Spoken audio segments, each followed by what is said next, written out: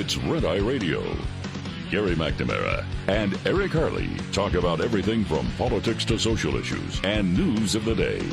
Whether you're up late or you're just starting your day, welcome to the show.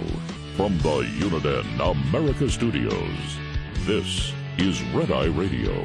Hello and welcome. He is Gary McNamara. I'm Eric Harley as we begin a Tuesday. Gary, how are you? I'm doing good. Lots going on. Oh, man. All right. What's up? What do you got? Not much. Oh, I thought you were going to play something. I thought you had some audio. Not much. To go. No, we will, right. though. Yeah. We will have audio. Yeah. It's the same old, same old. I will say this, though.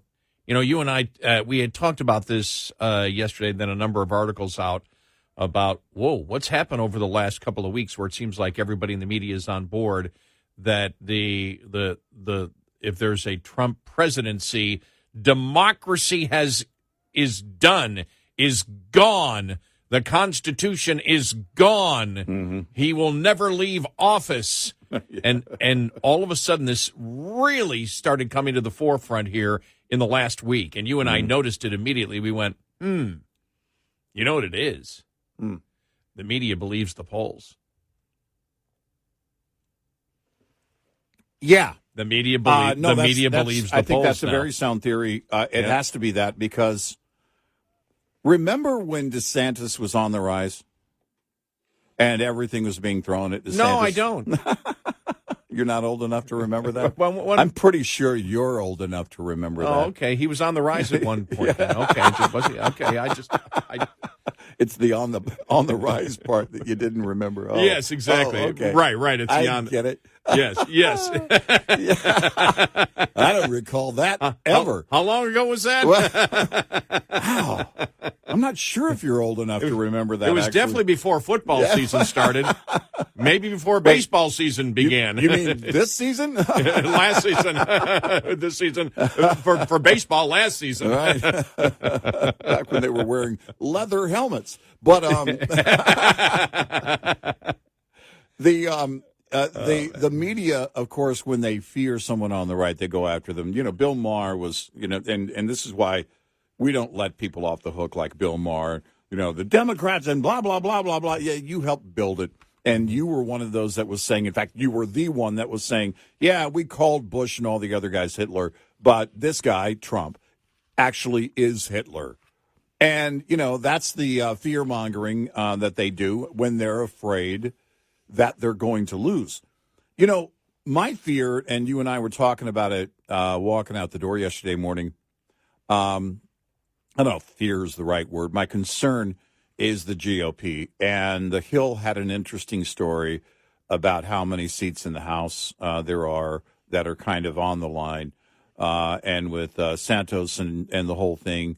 But, the Santos district was Democrat, and so there was I don't know what the appeal was when he ran to those to the rank and file Republican in that district. I can't tell you. I didn't see the ads. Apparently, they were filled with a lot of untruths. But if that is the case, if New York is one of those where, okay, there's so much on the line, then the story coming out about Kyrsten Sinema, and we talked about that over in the Senate and how it could, the balance of the Senate and what seats are in play. Manchin is not going to run again, and he saw the writing on the wall. The question is, does Kyrsten Sinema see the writing on the wall? Can she stay in Arizona? Will the constituents back her in Arizona?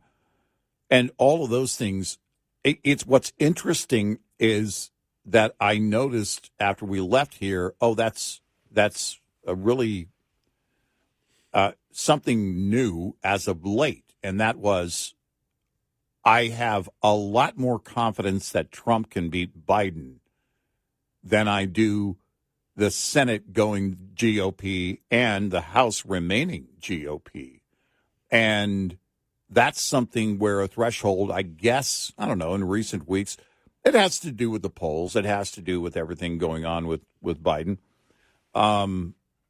And it also has to do with the fact that the GOP seems to be in disarray. I do think Johnson is, trying to keep it together. but it remains to be seen if he can actually get it done. And that is to keep the House in order, keep the GOP in order, promote them the way they should be promoted. I don't see Trump outperforming. If Trump wins, I believe they take this House and the Senate. Well, okay, I don't see Trump outperforming he didn't last time. So I don't see him outperforming this time. I'm not saying it doesn't mean he can't win. I'm saying I don't believe he will outperform. What you're saying is that average, if he wins, the down ballot goes with him. Yes. Yeah. Yes. Which wasn't a lot of those House seats in 2016, and I say a lot, it was a number of those House seats in 2016 greatly outperformed him in certain states. I think that if he hits a certain threshold in the votes, and I guess it remains to be seen where RFK Jr. comes in and what kind of numbers he takes from who. Jill Stein's going to take from Biden. I think you will have it fractured. But if we talked about this recently, certainly if he gets a very strong, decisive lead over Biden, I'm with you on that. I think the down ballot goes with him. Which is interesting because we kind of brought this up. I think it was a couple of weeks ago, maybe last week, about how the GOP, being in such disarray as they have been for a while, Trump may be the guy who comes in and pulls it all together. That wasn't necessarily the case in 2016. Here's how I look at it. I mean, and it's pretty simple. If you look at it, and let me see, Biden, okay, roughly 7 million votes he beat Trump by. Mm-hmm. All right. And I'm not going by the Electoral College now. I'm just going by the actual popular vote. Mm-hmm. If Trump wins by 3 percentage points, let's say he does. Yeah, you look the full 3 points. Yeah. And I'm using the 3 points because that seems to be probably mid-range. All right, and I'm just just a little bit of a guesstimate there. But you're talking about a switch of 10 million votes. Mm-hmm. If there's a switch of 10, swing. If there's a swing of 10 million votes, and it doesn't matter whether it's people actually changing their votes or not showing up. Yeah, then Republican sweep. There's just no way you get that kind of without carrying the down ballot.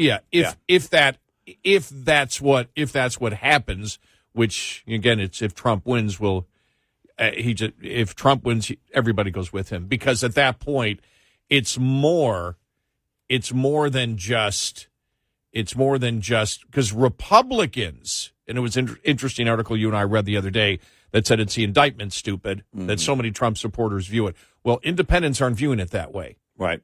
Yeah. Independents are not viewing it the same way as loyal Trump supporters in the Republican Party and even Republican voters who may not be an always Trump or may be disappointed in him that would come along anyway because it would be issue-based.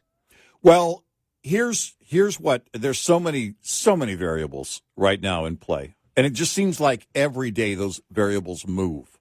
And I mean there's real movement in each of those variables. What concerns me is where the vote might be split. I don't believe that RFK Jr. is going to take as much from Trump as he is from Biden. Neither do I. It's going to be the other way around. And I think it's going to be those, I won't call them moderate Democrats because I don't even know what that means anymore, but the rank and file Democrats who absolutely want to, at least for now, separate from the party they've supported all their life. And he's one of those, that votes that you can feel confident in. The far left liberal who's not confident in Biden, and they'll tell you, oh, it's because of his age, but it's actually because of everything on the table, might go with Jill Stein. She's not going to get, I don't think she's going to get any more than she got in 2016. I really don't. Then, we'll see where it goes with all the other, all the other candidates. But I'm with you. If he has a decisive win, then there's no way he doesn't carry the down ballot. But he's got to get that decisive win. And if he gets it, even without getting over 50, let's say he is able to take that lead and it's 3 percentage points or more, that's as good as a mandate. That's as good as the country saying, all right, we want to get back to what we were doing in 2018, 2019, pre-COVID. And that's the way you have to attack it. And hopefully, if that happens and the GOP benefits from that in the House and the Senate, they listen. Well, we look now. This is the second consecutive poll, and this is the INI tip poll, I believe, which mirrors the Messenger Harris X poll. Mm-hmm. And this one came out yesterday. And it shows, and again, remember, this is 11 months out. Mm-hmm. We remember how in 2016, how Hillary was in the lead. Yeah. And everybody thought this is a shoo-in for Hillary and everything else. And then with about 3 weeks left, the movement started. But if you look at the pattern that's starting to develop now, and again, it's the infancy of the pattern, you see that in the general election, if it's just Trump and Biden, 41-39. There's a ton of undecideds. Let me ask you this question. How could anybody possibly be undecided in a race like that? I think it's a cop-out answer. Yeah. Who are they? They don't want to answer right now. I think it's a cop-out response. I really do. But and by the way, we see that in the civics polling with Democrats. And with Democrats, there's often double digits that say they neither approve or disapprove of, on his job approval. And that's bogus. That's a cop-out.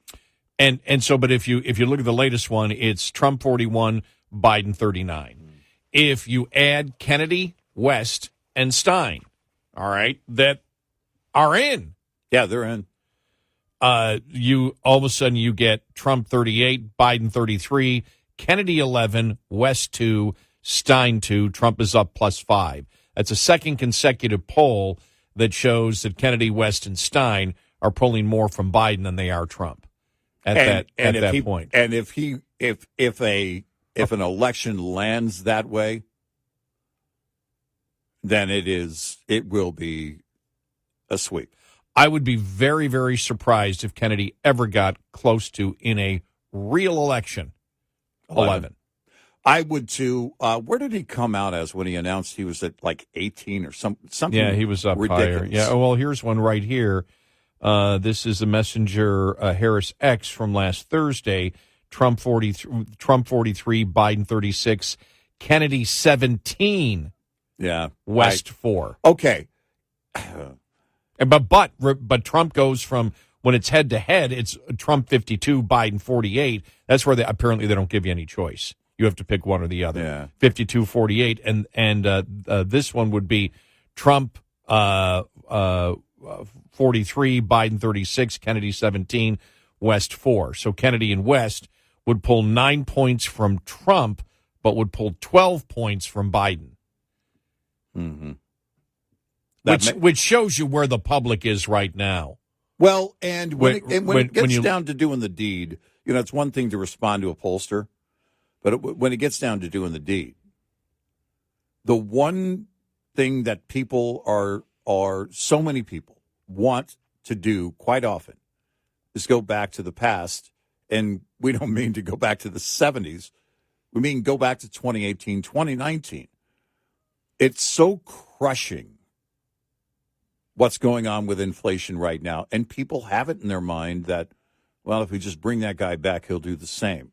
I don't know that the economy will come back like it was. I suspect it will be a lot better, just basically what he can do on deregulating anything that Biden put in through executive orders.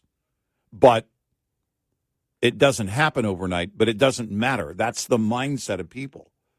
And if at the last minute they're convinced or they're just hoping we can go back to that economy, they pull that trigger and say, you know what?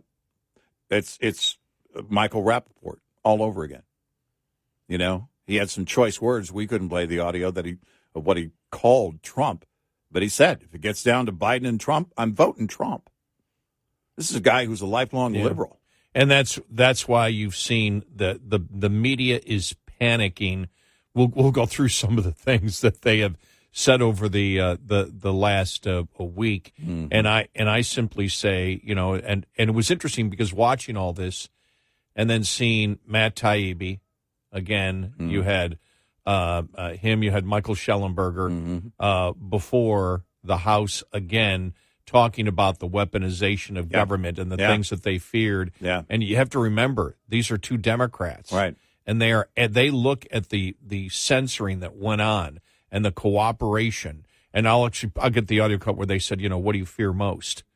About what's going on. And they talk about, the law enforcement and the FBI and the administration. And they go, absolutely, they were attempting to censor the opposite side through pressuring social media. That's something that Trump could never do. Right. Yeah. To begin with, even if he wanted to, but that is, we know that that's exactly what happened. We know. You want to talk about ending democracy? Look what Hillary Clinton did trying to set up Trump in 2016. Oh, yeah. Right. Those things are absolutely unprecedented. Right. The censoring that is going on right now, the protection of Hunter Biden and Joe Biden, the media doing the bidding, the mainstream media of the federal government, and and we saw what happened in October of 2020. We've seen the Twitter files. It's Democrats that broke that all open. Yep. It's Democrats former Democrats that have laid it out completely as to the cooperation of government to shut down opinions that they don't agree with and using their proxies to do it, which is unconstitutional. Right. Yeah. By the way, you're also seeing a lot more of those January 6th arrest stories in the last week or two in the media. And I think this is, again, two-tier justice system. Curve it any which way we can. 866-90 Red Eye. This report is brought to you by Shell Rotella. With advanced synthetic technology, is designed to help keep your rig running with more mileage and less maintenance. This preventative maintenance tip is brought to you by Hot Shot Secret, the country's #1 fastest growing oil and additive company. If you've been driving a diesel any length of time, you know diesel fuel quality can be an issue. There are U.S. standards that diesel fuel is supposed to meet, like cetane number, lubricity, aka wear protection, deposit control, but oftentimes the fuel at the pump falls short. Let's highlight diesel fuel's lubricity. Diesel fuel in the United States must have enough lubricity so the fuel does not produce a wear scar greater than 520 microns. The U.S. is much more lax on this specification, which leads to more fuel system failures here in the U.S. compared to other parts of the world. Without the proper lubrication, you run the risk of fuel pump and injector failures. This is why a premium additive is needed to keep lubricity levels in spec, to keep the fuel system protected and avoid costly repairs and downtime. Add Hot Shot Secret EDT Plus Winter Defense, a 7-in-1 anti-gel fuel booster at every fill-up to keep your fuel's lubricity within specification of U.S. standards and the Engine Manufacturers Association recommendation for lubricity to keep you from gelling. Learn more about the science behind diesel fuel and Hot Shot Secret's EDT Plus Winter Defense at hotshotsecret.com. We'll be right back with more Red Eye Radio with Eric Harley and Gary McNamara.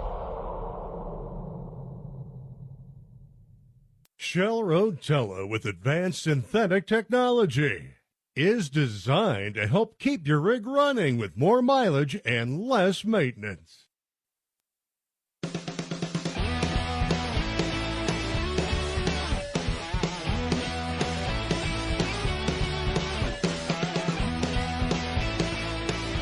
It's Red Eye Radio. He is Eric Harley, and I'm Gary McNamara. Well, an impeachment inquiry possibility officially ramping up. More information coming out. Not good for Joe Biden.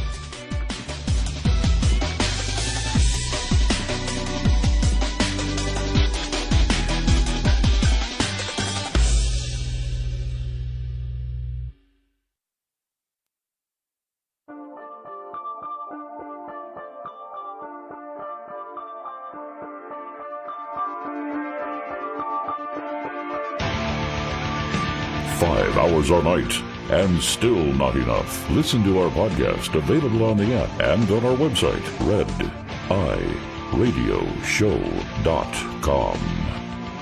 All across America and around the world, we are Red Eye Radio. He is Eric Carly, and I'm Gary McNamara. Download our Red Eye Radio app today. Listen when and where you want if you can't listen overnight.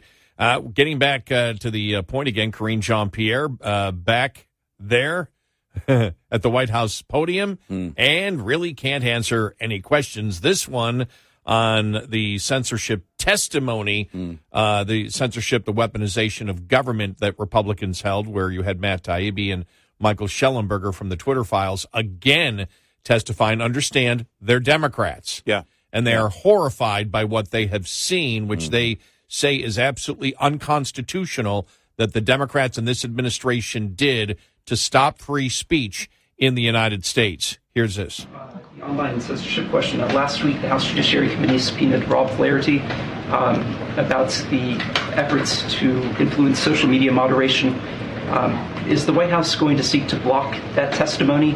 And is there any reconsideration by the White House or regrets about the past flagging of social media content for removal? So I'm just going to be very clear here. My colleagues at the White House counsel's office has already addressed this, so I would have to refer you to them. There you go. Can't answer that question. I'd be very clear that I'm not going to answer the question. Right. Wow. She's been saying that a lot lately. Yeah. And this one is did the after, and we'll get to this in just a moment, actually looking into it. What's going on now? You look at it and you go, okay, this is no longer about Hunter Biden. This is about Joe Biden. You really can't make, and I'm talking about the mainstream media that's making that argument. Yeah. And this is where the payments from that Chinese firm, monthly payments, went from them to Hunter to Joe. Mm-hmm. And so directly Chinese payments from China went to Joe. And the response that you got from the from I think it was the Hunter's lawyer is, well, these are all just loans. And it doesn't matter whether they're loans. No. Doesn't matter. It's where the money is coming from. And it doesn't matter whether it's a loan or not a loan. It's, of course, where the money is coming from. Here's Karine Jean-Pierre yesterday when this question is brought up to her.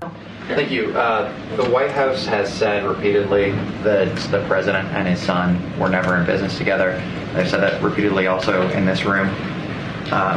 According to bank records obtained by the House Oversight Committee, though, one of Hunter Biden's businesses, Osawa PC, set up direct payments to the president. Did the president accept payment? And why would there be such an arrangement if they were never in business together, or if there was a wall of separation, as the president has previously said? So I have to be clear with you. I have not seen that report, so I would. I have to be clear with you. I'm not going to answer that question either. Let me be clear. I won't be answering any of your questions. Now, Next question. Did you hear the report? Did you hear the reporter said, including this room? Yeah. Yeah. That there were, that the president has said that he never did any type of business with his son, and those statements were made also in this room. Yep. Which means you said it. Yeah. Not only did he lie, you lied. You should see the look on her face. There is no smiling, that little smirk that she has once in a while at all on it. Now I want to go to this is James Comer yesterday, last night on Fox News with Sean Hannity, and Sean was asking the point that if it's a loan, wouldn't you have the evidence that the loan was actually given? And Comer goes into that and then says what we've always said: it doesn't matter whether it's a loan. It's where the money comes from. Yeah, the loan is meaningless. I'm trying to think of an analogy. I robbed the bank.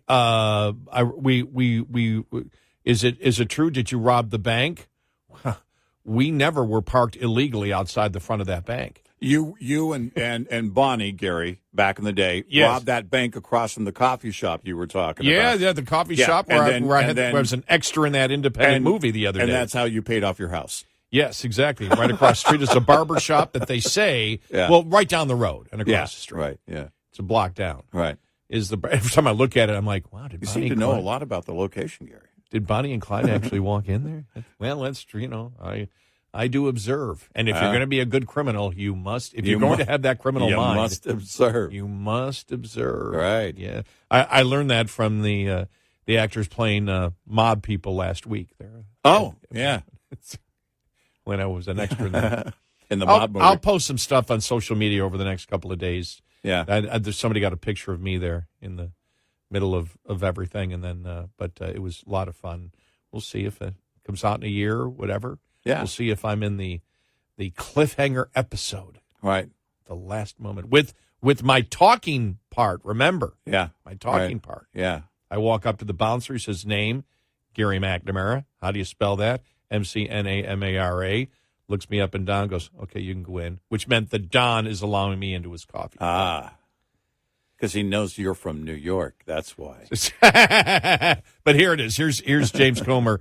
Sean had asked him about the loan. Wouldn't there be evidence that the loan was actually given? Here's Comer. Absolutely not. And, of course, if you made a loan to someone, you would have a check going out to that person in addition to the check coming back for the so-called loan repayment. That's what that email was we talked about on your show last week, Sean, when the bank questioned Hunter Biden about what was the reason for the $5 million wire from China. He apparently told the loan officer it was a loan. So the loan officer said, well, we're going to need documentation to prove to the bank examiners it was a loan. Do you have loan documentation? He said no. So we're supposed to believe that China gave Hunter Biden a loan for $5 million. If you look at the last 4 payments that we found with ties directly to Joe Biden, they amount to $500,000. And in every instance, they've said this was a loan repayment. And that's just hard to believe, Sean, unless you've got documentation to prove that it was a loan, which obviously, according to the emails from the banks, they do not. But whether it was a loan or not, it's not important, Sean. What matters is the way the money was paid to Joe Biden was directly through influence peddling. And now this is the second payment or series of payments to Joe Biden that came directly from China. There's no disputing that. Even the White House isn't disputing the money to repay Joe Biden, if in fact it was a loan, came from China. There you go. Yeah. There you go. And that's the difference. That's where it, this one takes you. And again, they don't, one of the reasons they're doing they want to have the vote for the impeachment inquiry is they even want more clout because, of course, they're stonewalling coming from the administration for the records that they want. So they wish to up this. Now, Johnson says he has the votes. After all this coming out, I can see why, Johnson has the votes to do this, officially. But this story is the House panel from National Review. The House panel investigating President Biden's involvement in the suspected influence peddling scheme produced new bank records that lawmakers say tie him to the family's foreign business dealings. Bank records subpoenaed by the House Oversight and Accountability Committee show that the president's son, Hunter, provided monthly payments to his father from a business account that funneled money from deals made with China, Ukraine, and other countries. Hunter Biden's attorney, Abby Lowell, said the money from Hunter Biden to his father was repayment for a loan from Mr. Biden to his son to purchase a truck. Like I said, that doesn't matter. Right. Doesn't matter what the loan was. Right. If there was a loan or not a loan, it doesn't matter. Right. It's where the money is coming from directly. Emails on Hunter Biden's discarded computer laptop confirm he made a similar payment in January of 2019. The recurring checks to Mr. Biden were small, each totaling $1,380, but House investigators say the deposits clash with President Biden's claim that he did not receive money from the lucrative business deals made by family members and their business associates.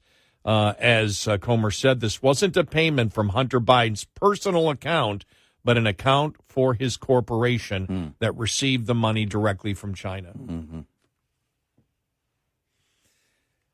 Yeah, there's no way around it. There's absolutely no way around it. And I don't know how you defend it. The whole idea of the loan with his brother. Remember what they were saying about that? The loan with James Biden. Well, it was a loan. And then who was it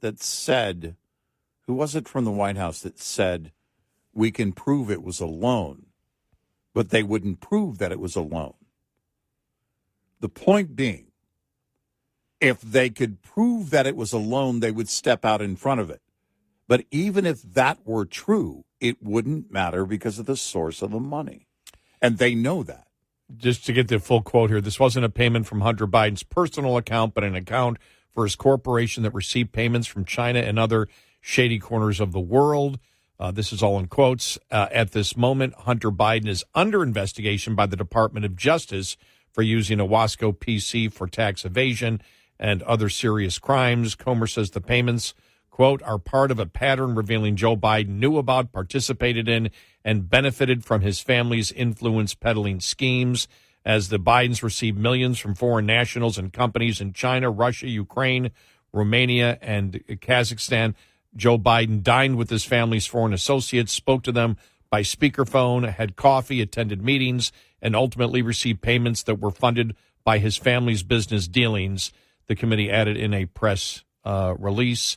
It was unclear, based on the bank records, how many monthly payments were made, but a source familiar with the committee probe said the investigators had discovered at least 3 payments. Last week, the committee released an email from a bank money laundering investigator who expressed serious concerns about a transfer of funds from China that ultimately trickled down to President Biden in the form of a $40,000 check from his brother, James Biden. Biden received a $40,000 personal check from an account shared with his brother, James Biden, and sister-in-law, Sarah Biden, in September of 2017.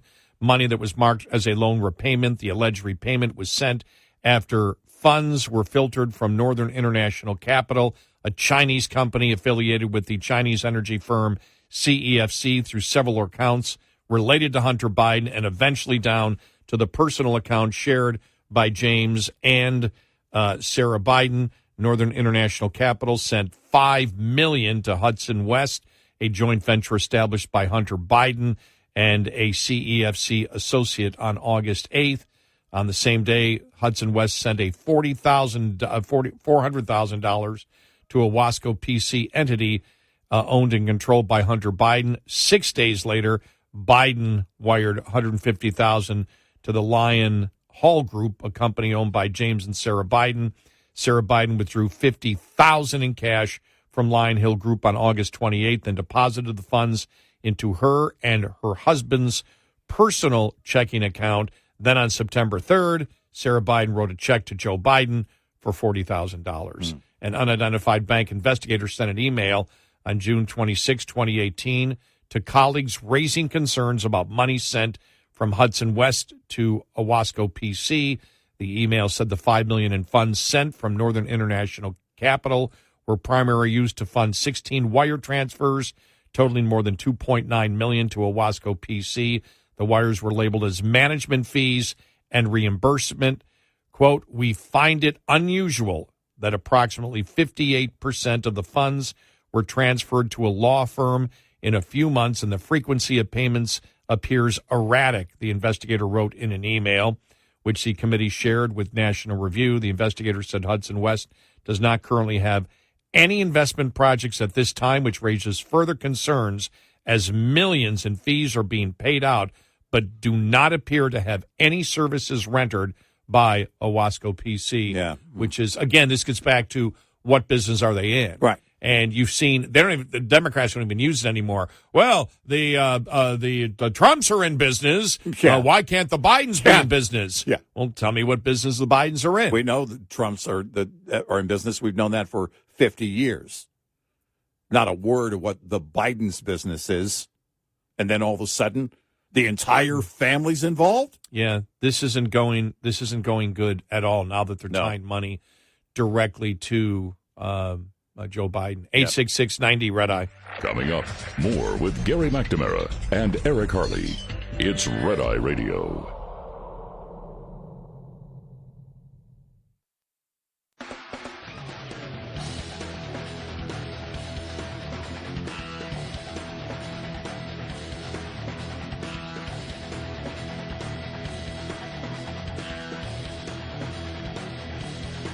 It's Red Eye Radio. He is Eric Carly, and I'm Gary McNamara. Well, by the end of the week, will Congress have voted on to rescind the EV mandate, and also will there be an official impeachment inquiry going ahead? Mike Johnson saying he has the votes for that, and none of it's good. Look, I agree with DeSantis, who said you've got to hit all these things here, but you've got to also be promoting what you're going to be doing in 2024. You've got to talk about what the independents are concerned about, which is, of course, inflation. Yep. And, and I think also those mandates that are in place that are, going to roll out, if they don't roll them back, that has to be a concern on people's minds. And with industry, I mean, that's going to affect all types of industry, including farming, which carries a lot of independence. Top of the hour news is brought to you by House Products. Visit houseproducts.com. This is Red Eye Radio on Westwood One.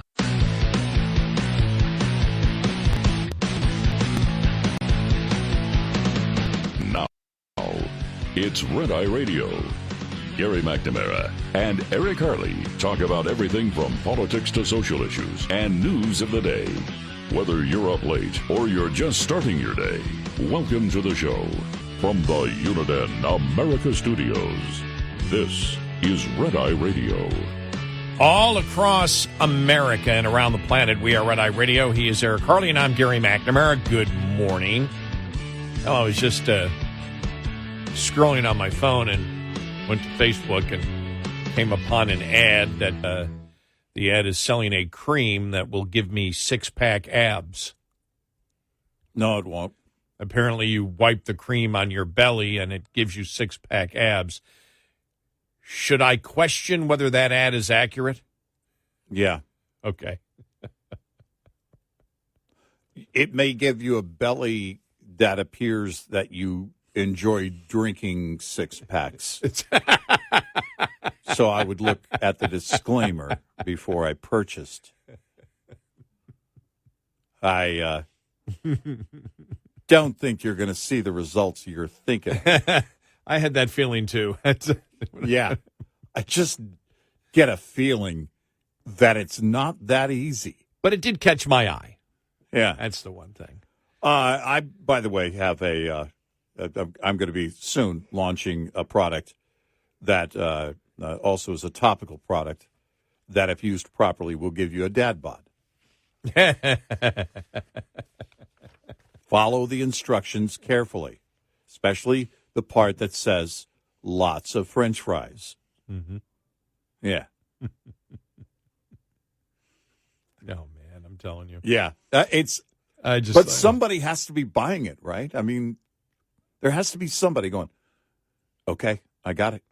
I got the magic cream. Yeah. I got the magic cream. Yeah. No more going to the gym, which I don't do. I just got a membership. But no more not going to the gym. No more paying for the gym and not using it. Well, I saw a picture of Chuck Norris for the Total Gym.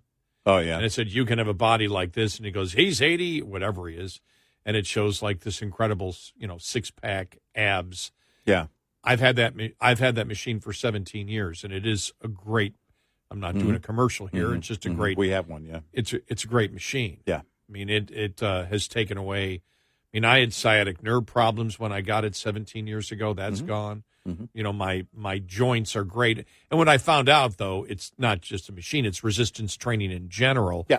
And I've been reading over the last couple of months that may be, as you get older, the most effective form of exercise, because when you get older, you need to strengthen muscles, and people don't do it, and that does. But it's not going to give you that six-pack ab that Chuck Norris has. That shouldn't be your goal. No. Your goal should be to get a little stronger, let's say, each week. Yes. And like I said, it makes I don't have stingers in my elbows anymore. Mm-hmm. Or, my knees are a lot better. So it's helped. It has helped that way. But really, I mean, maybe, as I said the other day, maybe not a 6-pack or 12-pack ab, but maybe a small keg ab. Remember the is what I'm getting. The every once in a while on a cable channel, early in the morning they would show the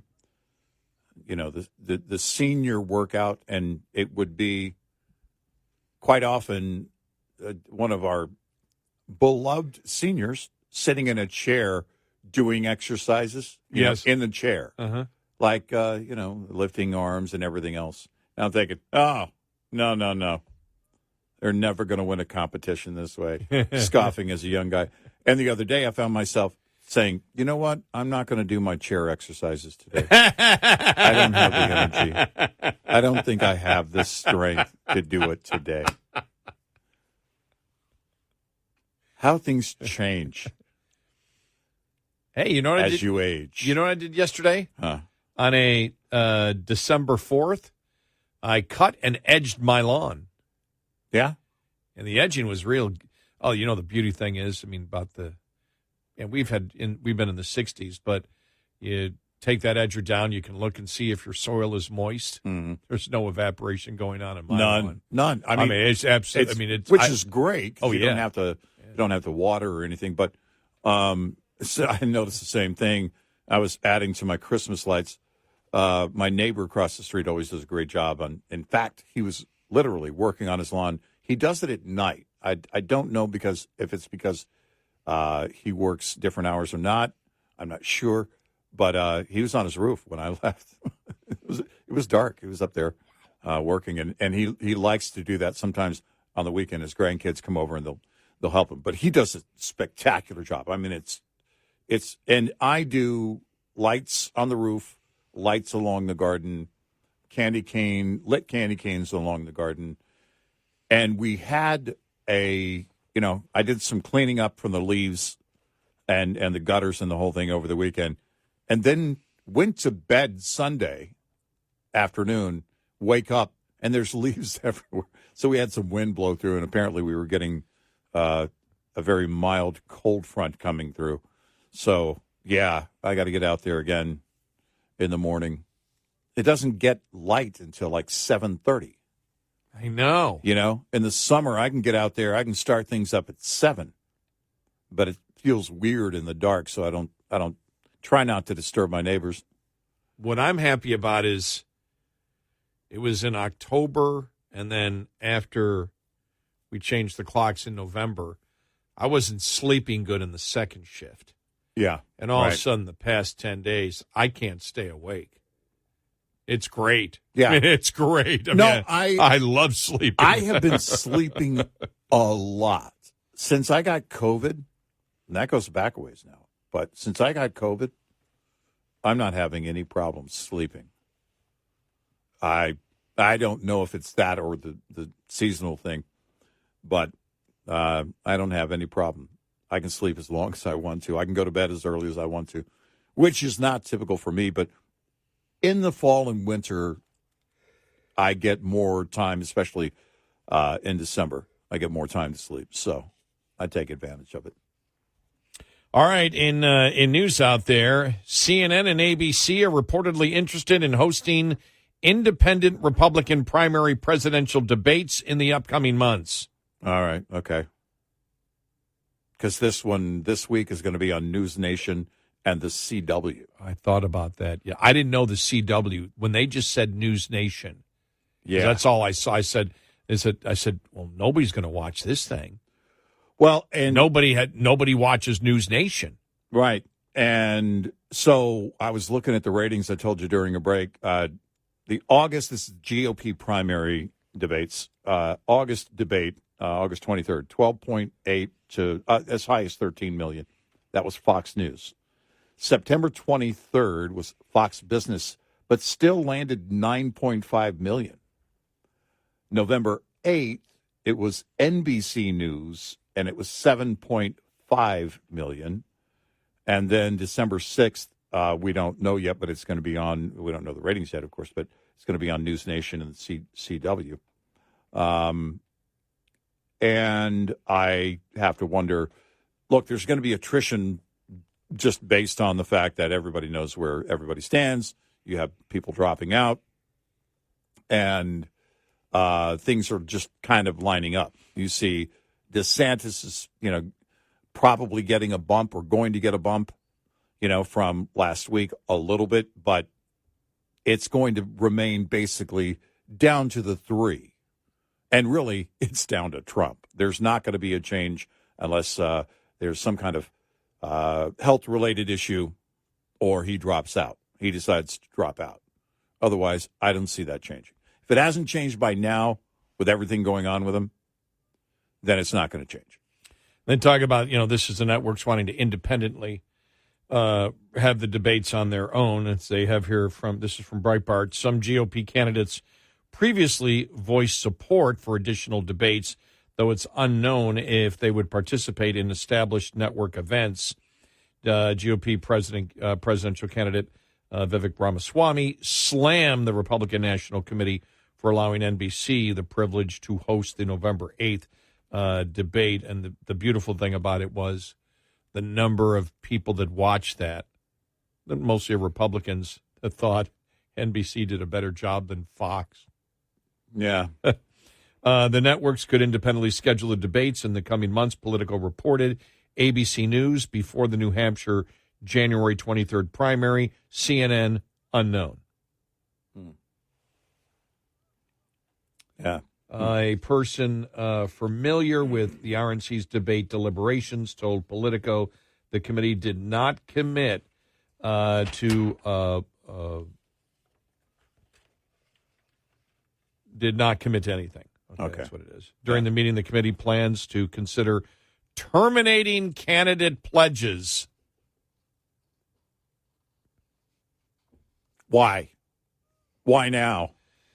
The pledges prevent candidates from participating in non-RNC-sanctioned debates. Should the RNC forego holding future debates, it would allow the networks to set criteria for qualifications and format, something the RNC has done for the first 4 debates. All right. There's been 4? Yeah. Or do they count this one? Well, I'm guessing they're counting the qualifications for this one, right? Okay. Yeah. It doesn't matter. The debates don't matter. I mean, it really doesn't matter. It doesn't matter. Trump isn't in it. And Trump isn't on the stage. And the more debates you have, the more the public has figured that out. Right. And it's not going to, there's a lot of pushback on, things that Ramaswamy is saying. We've talked about the things Nikki Haley has said. DeSantis did a great job against Newsom, but it's not going to help him much in 24. It may help him down the road. Don't know. May help him as, if he wants to remain governor of Florida, going forward. But, more and more you have to look at, I think you'll see it right after Iowa. You'll start to see, where DeSantis is.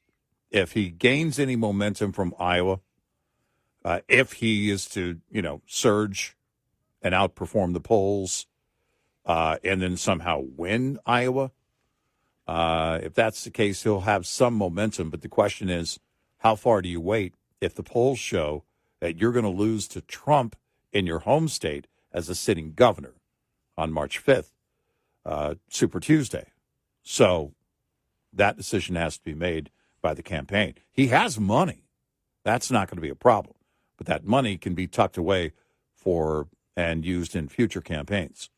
866-90 Red Eye. Brought to you by FPPF, Fuel Power Max. Surviving and thriving as an owner-operator has just as much to do with managing costs as it does with generating revenue.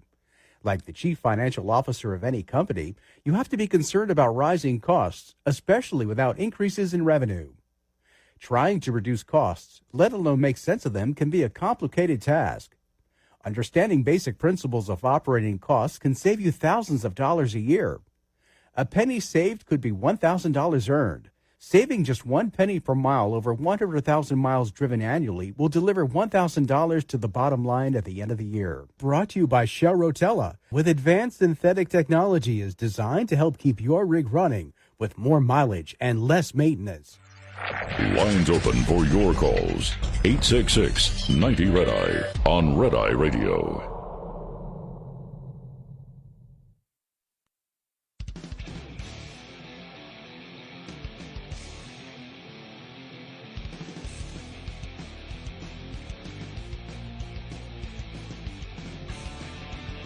It's Red Eye Radio. He is Eric Carly, and I'm Gary McNamara. Coming up following the bottom of the hour, we told you how it's really been the last week and really the last couple of days, the media going crazy. Apparently, the media now buys the poll that Biden's numbers are, the polls that Biden is doing horrible right now. Yeah. Because all you've heard over the last really couple of days is how Trump will be a dictator, how he won't leave office, how democracy is dead. And it's interesting because we brought this up yesterday that it's like really the platform from the Democrats is if you elect Republicans, the world will end because of climate change and democracy is gone. Right.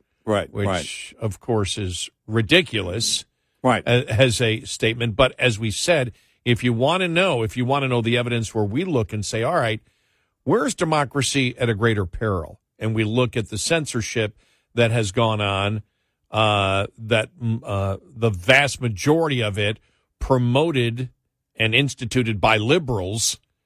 We'll get to some of the audio from the other day where Matt Taibbi, a Democrat, and Michael Schellenberger, a Democrat, who were part of the Twitter files, really around the first anniversary, they were brought back again to talk about the weaponization of government and what shocked them the most. So we'll get to that coming up. Also, you've got a couple of stories here. J.P. Morgan predicts a grim outlook for the stock market next year, and it seems as if you got more economists believing now that we may be in a recession next year. Yeah, it seemed to be building. At first, it was just a couple of economists that were saying it. Bill Gross and PIMCO had been saying it, I don't know, for a few weeks. And then some others jumped on board, and now as we get closer to the end of the year, it seems to be a growing consensus. I guess we'll see what happens, but certainly they believe by the end of the year it will be it will be another, it will be a recession. And the problem is that, of course, for the Biden campaign, that's going to hurt if it hits in the summer. But then you have Fed Chairman Powell, because others were predicting. I saw another prediction this past weekend that said that the Fed will lower interest rates 6 times in 2024. 6 times. Yeah. Others have said they believe lowering of interest rates will begin sometime in 24. But this prediction was 6 times in 2024. Well, then that's a major recession that we're in if they're predicting that. If that's the case, then we're going to be in, really bad territory with a correction on the Dow that's in pretty significant numbers. And I'm hoping that's not the case, but quite frankly, I'm not sure how you get out of the high inflation. This is exactly it's designed, raising the interest rates is designed to slow the economy. The National Association of Business Economists Outlook survey expect growth to slow to 1% between the fourth quarter of 2023 and the fourth quarter of 2024. Now, if you're saying for an entire year growth will be 1%, you have a great chance of having a recession, which would be 2 consecutive quarters of of contraction. And you have had U.S. manufacturing registered its 13th straight month of contraction. Yeah. It was ING. This is from Business Insider. We've been getting a lot of stuff from Business Insider. We talked about this lately. I don't know what's going on over there. The Federal Reserve will cut interest rates 6 times in 2024 as the economy shows clear signs of cooling down, ING says. So the economists there at ING, the financial group, and we'll see if that is the case. By the way, and I saw not long after that, in fact, I think it was right after that, there was the story from the Fed chair, Jerome Powell, that said, well, we haven't made any decisions on raising or lowering interest rates just yet for 2024. But again, if ING is seeing, if they believe we're going to be in a deep recession, then that's basically what you do. They're trying to create that balance, as all Fed chairs do. Greenspan tried to do it. They all try and walk that fence and create some kind of magic. But I don't know what the target rate would be. You're going to take it back down to zero? Inevitably, you're going to have to raise it again. I mean, it's insane. But I don't think they know what they're doing.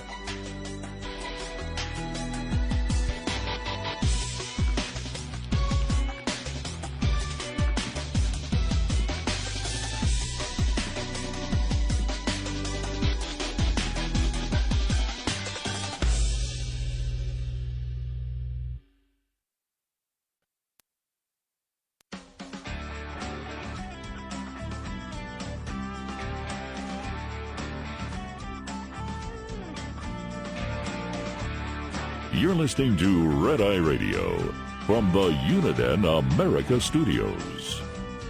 And he is Eric Harley, and I'm Gary McNamara. There's so much stuff that is just backing up that I want to make sure that we get to here in the show. This happened a few days ago. There was a House Select Subcommittee on the weaponization of the federal government holding a hearing, and that's led by Jim Jordan. And they brought back Matt Taibbi and Michael Schellenberger, who were part of the Twitter files. And this was a... Thank you, Mr. Chairman.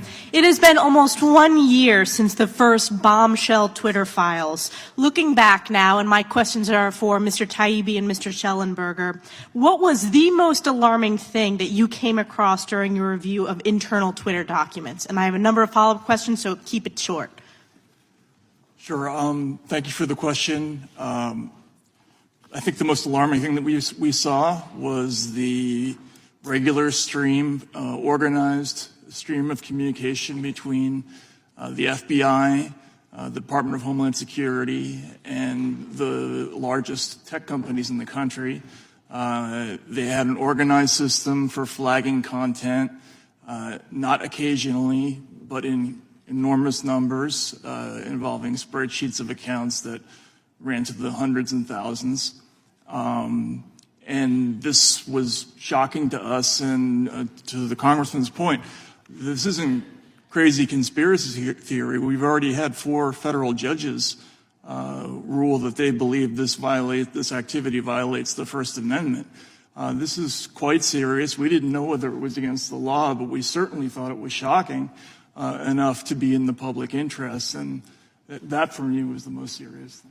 Yeah, for me, it was seeing the so-called former FBI officials within Twitter and working with and other groups, including this Aspen Institute, participating in an effort to so-called pre-bunk the Hunter Biden laptop before it was ever published in the New York Post, and then to get it censored by Twitter in violation of Twitter's own terms of service, whose internal staff had concluded that the New York Post tweet had not violated their terms of service, and they censored it anyway. Mr. Schellenberg, I want to ask you further that revolving door between the FBI and Twitter, and I also want to ask about those third-party, essentially government proxies. You referenced the Aspen Institute. Can you delve deeper into both of those questions, both of those topics? Sure. It was the former general counsel of the FBI, Jim Baker, and the former deputy director of the FBI had both taken jobs at Twitter. There were so many FBI people at Twitter that they had their own internal group and their own little crib sheet to describe the difference between the terms that they use at the FBI versus at Twitter. CIA had it as well. Yeah, CIA as well had their own little internal group. And I'm sorry, what was the second question? The third-party proxies. Oh, yeah. Well, then the Aspen Institute, this was the weirdest thing. We discovered that Aspen Institute had created a workshop that it was attended by basically all of the major media, including as well as all the major social media platforms, to basically pre-bunk in advance the Hunter Biden laptop, even though it had not been, there was no evidence that it existed outside of the fact that the FBI knew that they had it because they got it in December 2019. So to have the Aspen Institute trying to persuade people not to cover the Hunter Biden laptop story in August and September of 2020 was quite chilling and disturbing to see. These content moderators at social media platforms like Twitter wield an enormous amount of power in terms of determining not only what Americans can say, but also what Americans can see.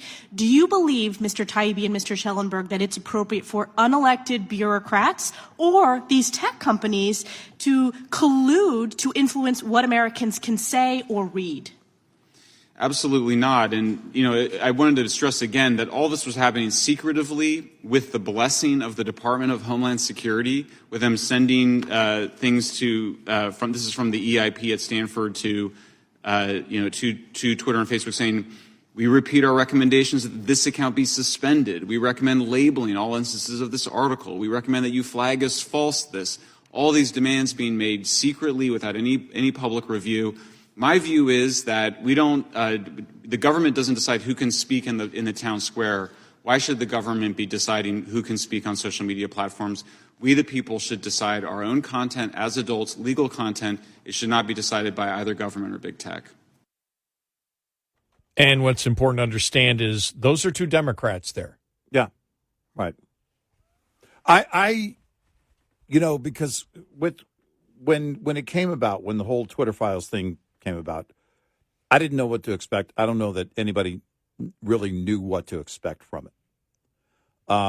Because Matt Taibbi, Michael Schellenberg, Barry Weiss,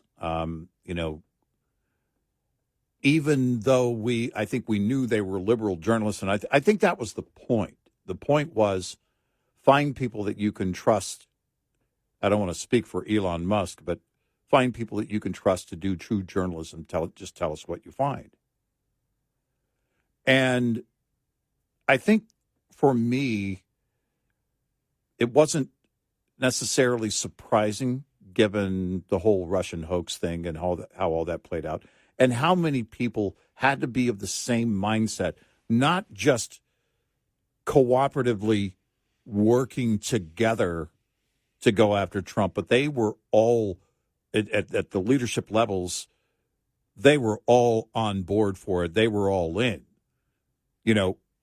Hillary Clinton didn't have to work to make people think that way. And so when they found what they found at Twitter, and it was basically that, the FBI setting up shop, as they point out here, the CIA, other agencies here, fully involved in controlling narrative, in working with then Twitter and people at Twitter to shape the narrative and decide who's going to get to stay based on what they're promoting and who's not. And then, of course, you look at the entire thing with Hunter's laptop and how that played out. And that's something massive that the mainstream media still doesn't acknowledge. When you had Zuckerberg say it on Joe Rogan's podcast, where they came to us and told us, and it was like, whoa.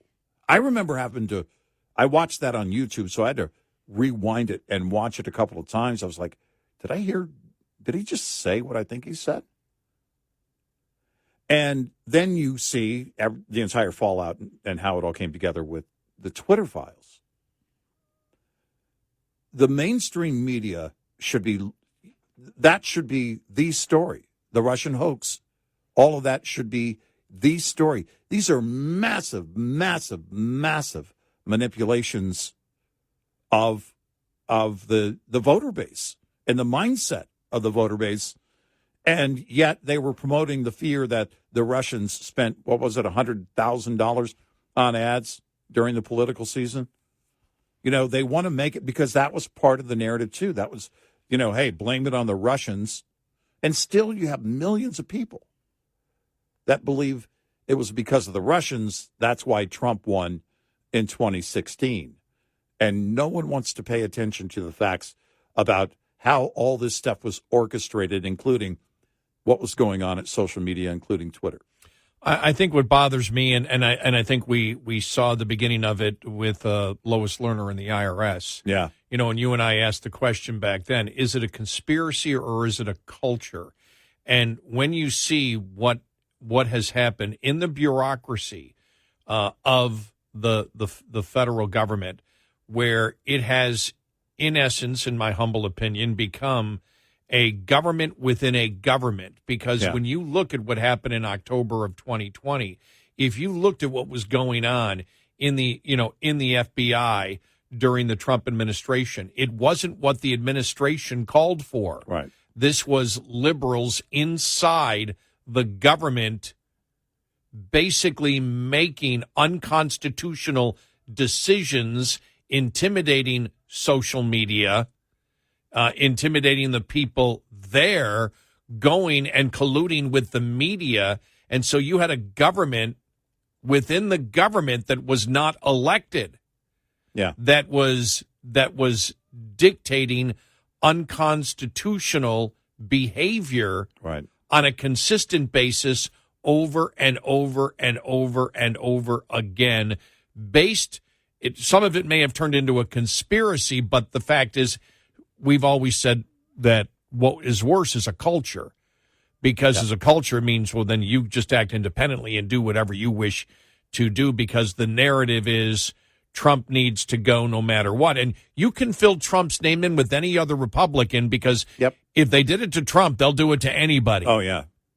And but when you saw the massive the massive culture inside the government to create, in my opinion, a government within a government that had no authority to do so, commit clearly, as Taibbi brought up, this isn't conspiracy, as the Democrats still call it. You have had 4 federal judges come out and say this is unconstitutional, what was going on. And they still continue to call it a conspiracy. This is something that we have seen over the last couple of years that would have horrified the civil libertarians in the Democratic Party in the 70s and 80s and the 90s. Right. They would have gone crazy, and they're all silent on it. Well, and this is also, this is a journalist's dream. If you're a true journalist, you want to find that corruption in the government. You want to expose it. And at its most powerful levels, where when they apply that power in the way that they did, the whole Twitter files thing was really, in my mind, an extension of the Russian hoax, because it was that same culture working at the same levels of government in action in order to bring one guy down, to bring one side down. And they did this repeatedly. And then told the world, basically, that it was the other side using the Russians and disinformation. Still to this day. Well, it's disinformation. They own the disinformation forever. And there's proof of it. Oh, did you see the Nate Silver tweet the other day? About the people that keep promoting the disinformation are the people that are creating the disinformation. Oh, yeah. Yeah, well, he's right on that. I'll have to find the tweet from him, right? Because I saved it, and I got to find it. Because I thought it was fascinating. He's absolutely right. I mean, it's something that we pointed out repeatedly, but that's what also the GOP has to point out. Look, on the economy, on the broken border, on inflation, everything else. Those are the points you're going to have to hit on inflation. It's all about the economy with everybody. Families are underwater. And this is what they want to hear. They want to hear that relief is coming. And so that message has to be delivered. But the 2-tier justice system also has to be the focus. And it's, as we said, and they pointed out, in a number of articles in recent days, that it's all about the indictments, in terms of Trump and where he is right now. But for a lot of people, that is their number one issue. That is if we don't stop it now, we never will. I have it here. What's revealing from Nate Silver is that few in the misinformation industrial complex call out obvious misinformation when it is left-leaning. The term misinformation nearly always significantly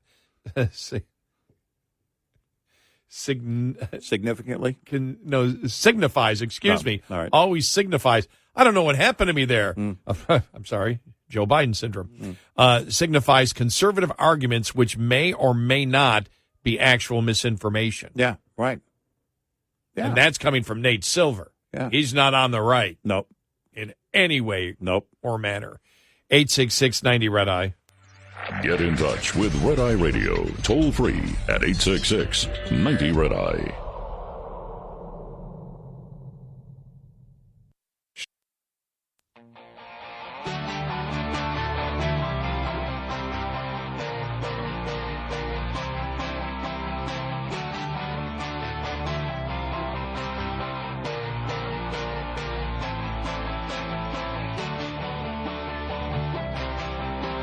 It's Red Eye Radio. He is Eric Carney, and I'm Gary McNamara. Economy to slow in 2024.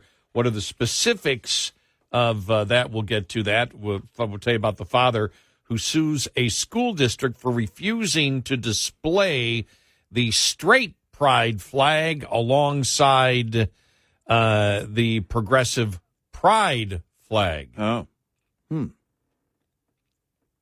interesting. Yeah. And Congress taking on the EV mandate. They want everybody on record now as this thing is falling apart. Well, and that's, that's where it needs to be, because the fact is that those mandates, as they get closer and closer, and you have the market shifting where the OEMs right now are drowning, they're just looking at it saying, we can't keep doing this. We can't keep doing this. And we can't lose money over and over again. And there's no political will to throw any more money at it right now. You just don't have the makeup on Capitol Hill, number one. And number two, I just don't think you would have it. Even if the Democrats had power right now, it's a slow roll on spending. Not that it will remain that way, but you can't spend more money on that at the moment.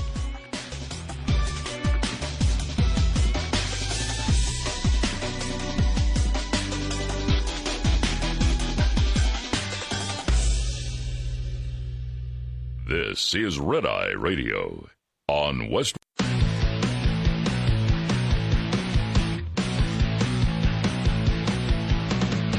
Now, it's Red Eye Radio.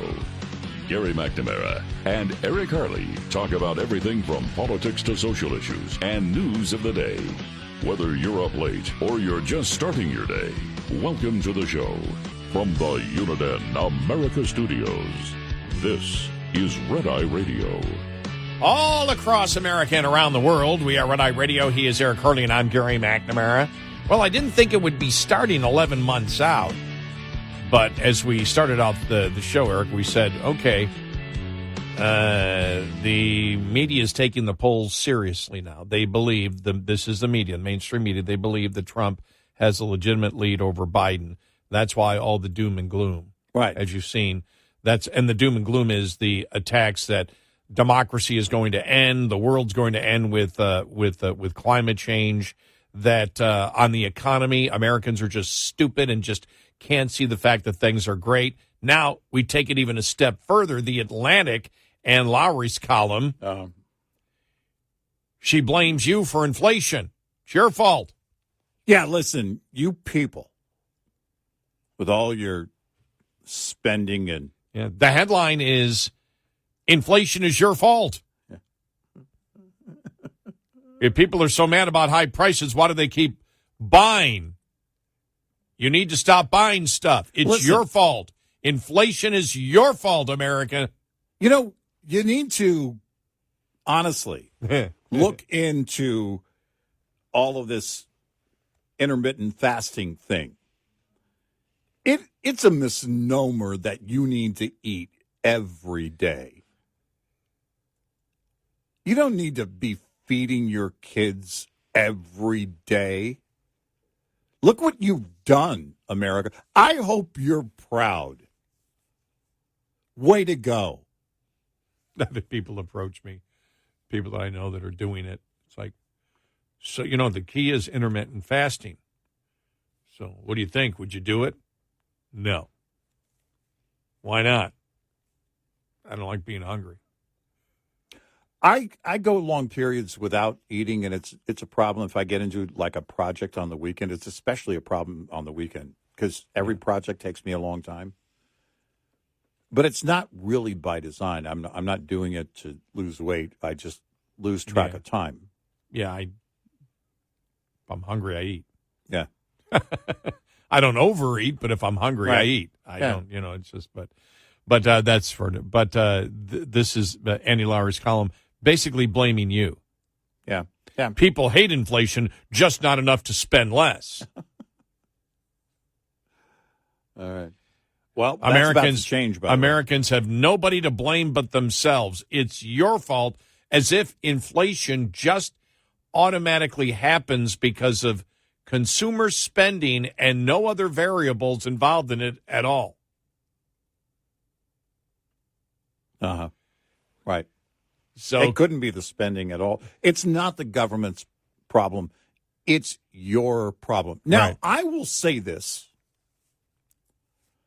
For those who have voted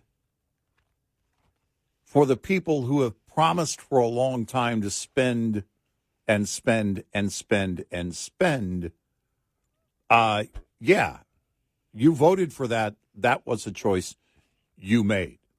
All the problems we have right now let's be specific, are a choice. to spend and borrow. Yes. To spend and borrow and yeah. And which is getting to the point of most spending these days. And not get angry at the Fed printing money to buy our own debt over the last decade that we just went crazy about. But I don't believe, when we've talked about that, I don't believe I've ever got a response from anyone on that. Well, maybe Steve Byrne, the comedian, because he would hit the Fed once in a while. And, those are, look, we've said it. This is a choice. All these are choices that we made as a nation. Yes. And to that extent, we can change it if we choose to change it. But trying to make the point that it's your fault because you won't stop spending. Yeah. If you just cut your spending. Now, I will say this. At least she's being intellectually honest in some parts of it and says how it started. Talked about the $1.8 trillion to households in the form of generous unemployment insurance benefits, amped up child tax credits, stimulus checks, and delayed or forgiven student loan payments. Mm-hmm. Less supply, more demand was a recipe for high cost. Yeah. Duh! Right. But it's not people just spending now. It was started by the government giving out, borrowing to give people free money. And also the Fed policy over the last 10 years of printing money to buy their own debt. During the break, another story came about, and another analyst saying the Fed will need to cut interest rates 5 times next year, and we won't see inflation ever get to 2%. Just one analyst. But we won't see 2% inflation again. So trying to target 2% inflation, it ain't going to happen. Look, if you see the Fed cutting rates, well, you're going to see a lot of things happen before the Fed starts cutting rates. But it will be layoffs. There will be pretty large amounts of layoffs and people unemployed. That's the design, by the way, of raising interest rates. That's the plan. After spending and spending and spending and adding to our national debt the way that we have, there was no way it wasn't going to get to this point. And now you get into a recession. My question would be, all right, how long does it last? How long does it go? How deep could it be? Because there is going to be that crossing of the of those numbers, of those dynamics, where inflation is still, prices are still high, and more people are out of work. And my question would be, all right, is this why these analysts are saying the Fed needs to act, or they're saying the Fed will act 5 or 6 times based on which analyst you're listening to. But that's just come out in the last couple of days. Yep. And this last one from I think it's from yesterday. Right, and at the same time that they're talking, J.P. Morgan predicts a grim outlook for the stock market last year, economy to slow in 2021, where you've got economists see 50% recession odds with a growth rate of only 1% between the fourth quarter now and the fourth quarter of next year. That's anemic growth. So it's not a positive when they're saying, okay, no, we're taking prices down. Now they're fearing a recession. And that seems to be the consensus now.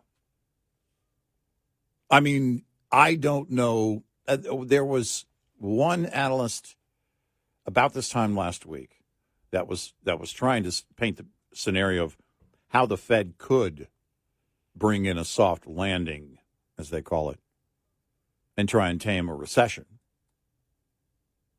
I don't know.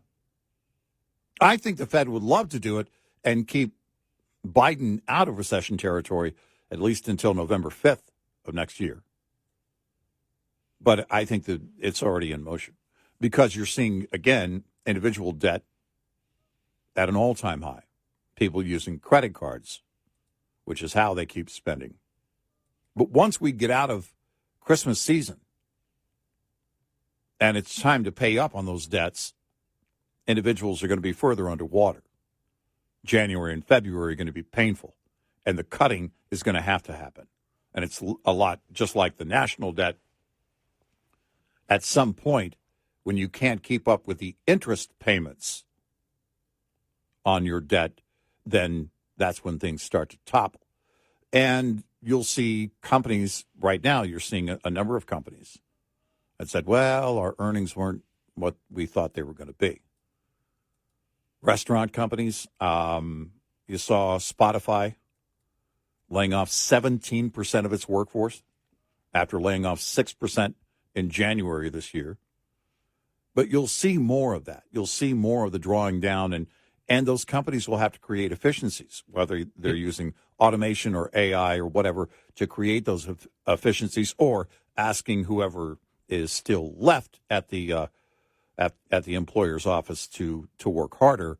A combination of all the above likely is going to happen. Is the fear that inflation is not going to get down to 2%? And by the way, it's a rhetorical question. Is the fear that that you can't get to 2% inflation based on the fact that you look over the next couple of years? The economists looking at 1% growth between now and next year. That means a heck of a lot less going into the Treasury from taxpayers. Right. So you're going to have that. At the same time, you've got $1 trillion in interest being paid on the debt from end of October of last year to end of October of this year. I haven't seen the new November numbers yet. I'll look for those.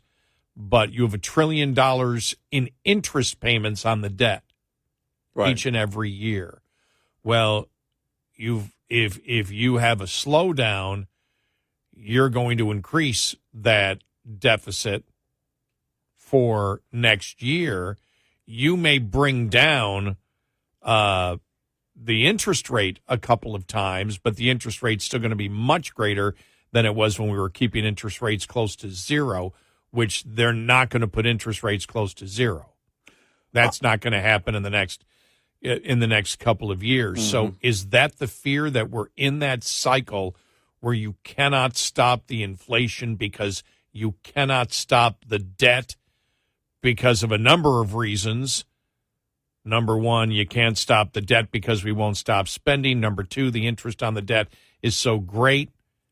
And number three, less money is going in to the Treasury because of a recession or extremely low anemic growth where you stifle tax receipts. You could, that could be the case. And here are the quotes from David Roche, and he's an analyst and veteran investor, as he's described by CNBC. and he made the comment on CNBC, and he said,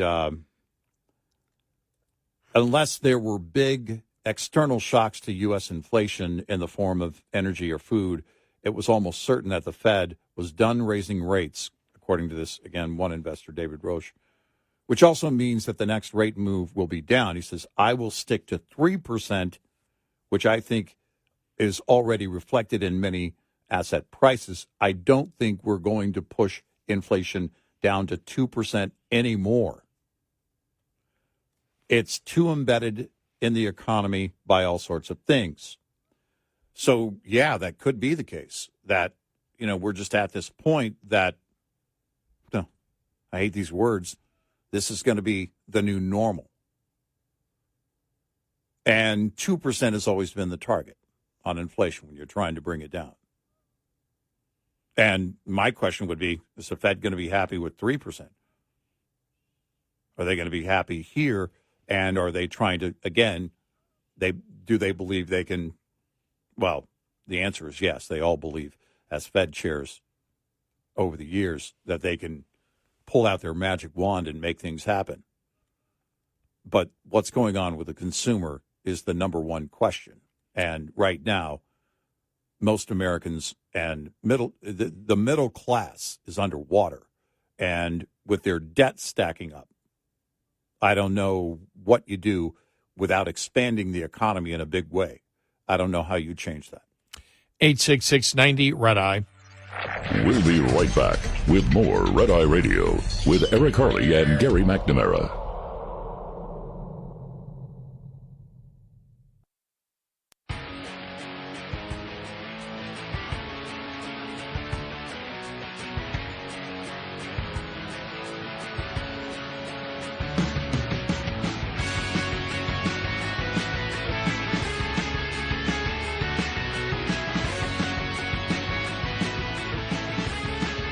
It's Red Eye Radio. He is Eric Harley, and I'm Gary McNamara. So, yeah, U.S. manufacturing registered its 13th straight month of contraction in November.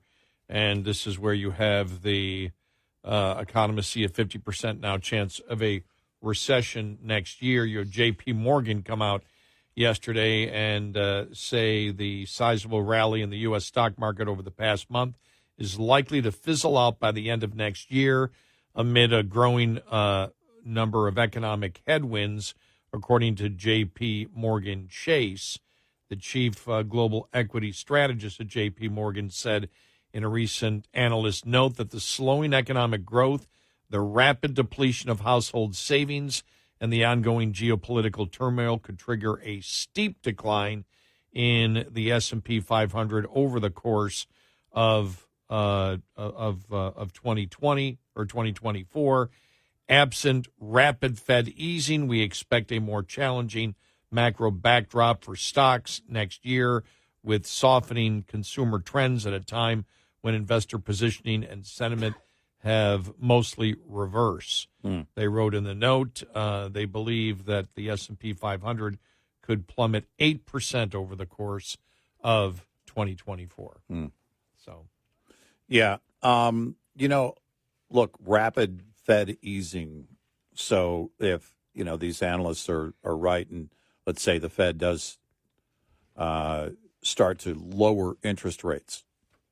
Well, it's not going to happen overnight. They're not going to go 2 points per. They're not going to jolt it to where people look at it, the average consumer, if they're borrowing money for a home. This is what we look at primarily because so many other expenses and purchasing comes along with buying a home, even if it's you're moving into a new home and you from another home, from another house. You often buy new appliances and things like that. But the fact of the matter is that it's not going to turn it around very quickly. And that I don't think that the Fed has been very serious about inflation, and I don't think they would be very serious about the easing. You're just going to have to. It's likely going to be a quarter of a point, maybe a half a point here and there, if it does happen. But it will happen after or during a recession as a recession sets in. And people are going to be worried about other things. There's not going to be that kind of, on the consumer level going out because you've already maxed out credit cards before they started lowering rates and you're underwater. So those large purchases still have to wait. I just don't see the math that gets you there and turning an economy around very quickly. They're delusional when they do things like this. They don't see it because they don't experience this themselves. This isn't something that affects them like it affects everybody else, like most Americans are dealing with it. And so it's mostly a political play. And imagine that they lowered the rates 6 times in 24, and then Trump wins and gets the benefit of those rates being lowered, and the economy starts roaring back in his first year back in 25. Not something I believe Jerome Powell would like to happen. Yeah, I don't know. I don't know how they do spending over the next 5 years. I don't either. I really don't. That's the one that I sit back and I say, that's the one thing that doesn't go away, because the debt now is so much of the budget, and the interest on the debt is so great. And I don't believe we're going to see 0% rates anymore. No, we're not. So you're in a situation where the interest on the debt is so great. Yeah. If you're not going to buy your own debt, right, and pay no interest on it because you're printing money and the Fed's lowering the interest rate to 0, unless you go through that again, which I don't believe is coming for the next few years. And you don't have the same dynamic out of the recession that we saw in the 70s and early 80s. The dynamic of people, we talked about this the other day, people spending on charge cards, and it was kind of new to a generation, department store cards and everything else. Malls were, booming and everything else. You're not going to have all those things in play the way you have in the past and coming out of such high inflation.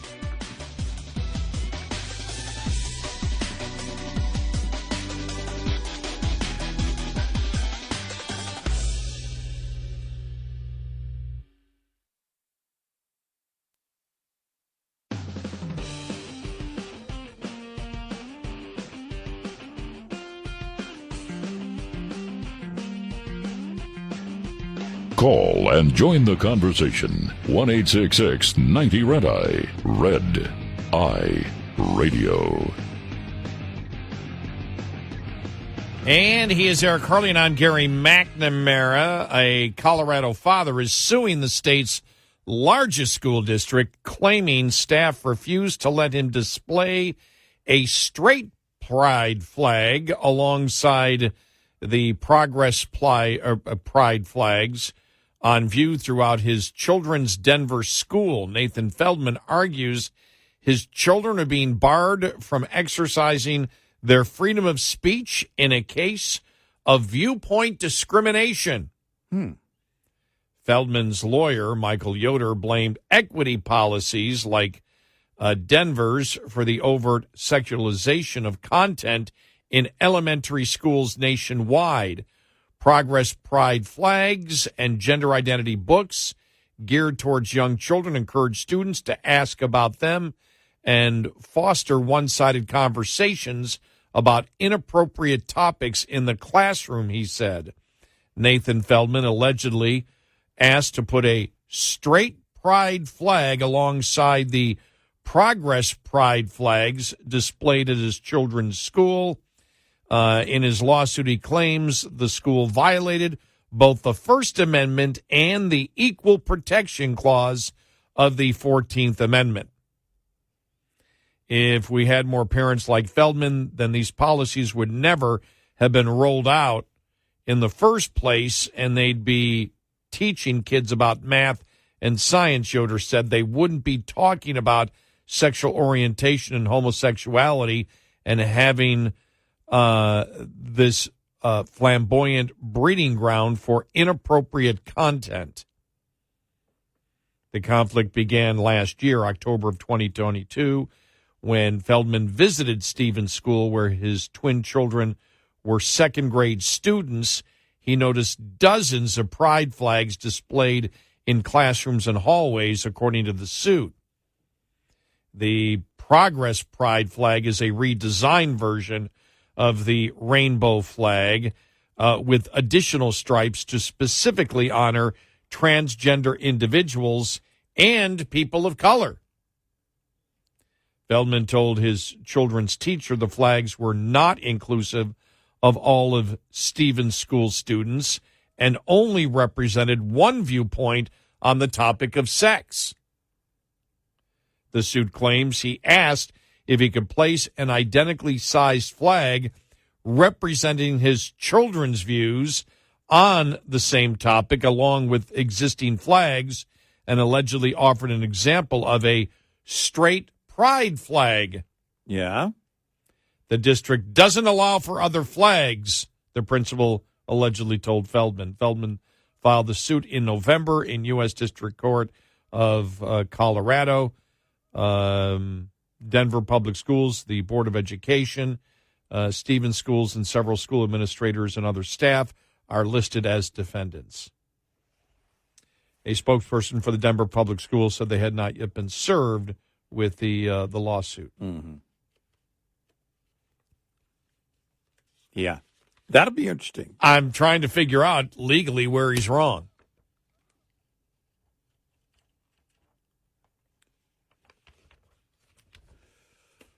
I don't know. I don't know where he's wrong on the constitutional issues there at all.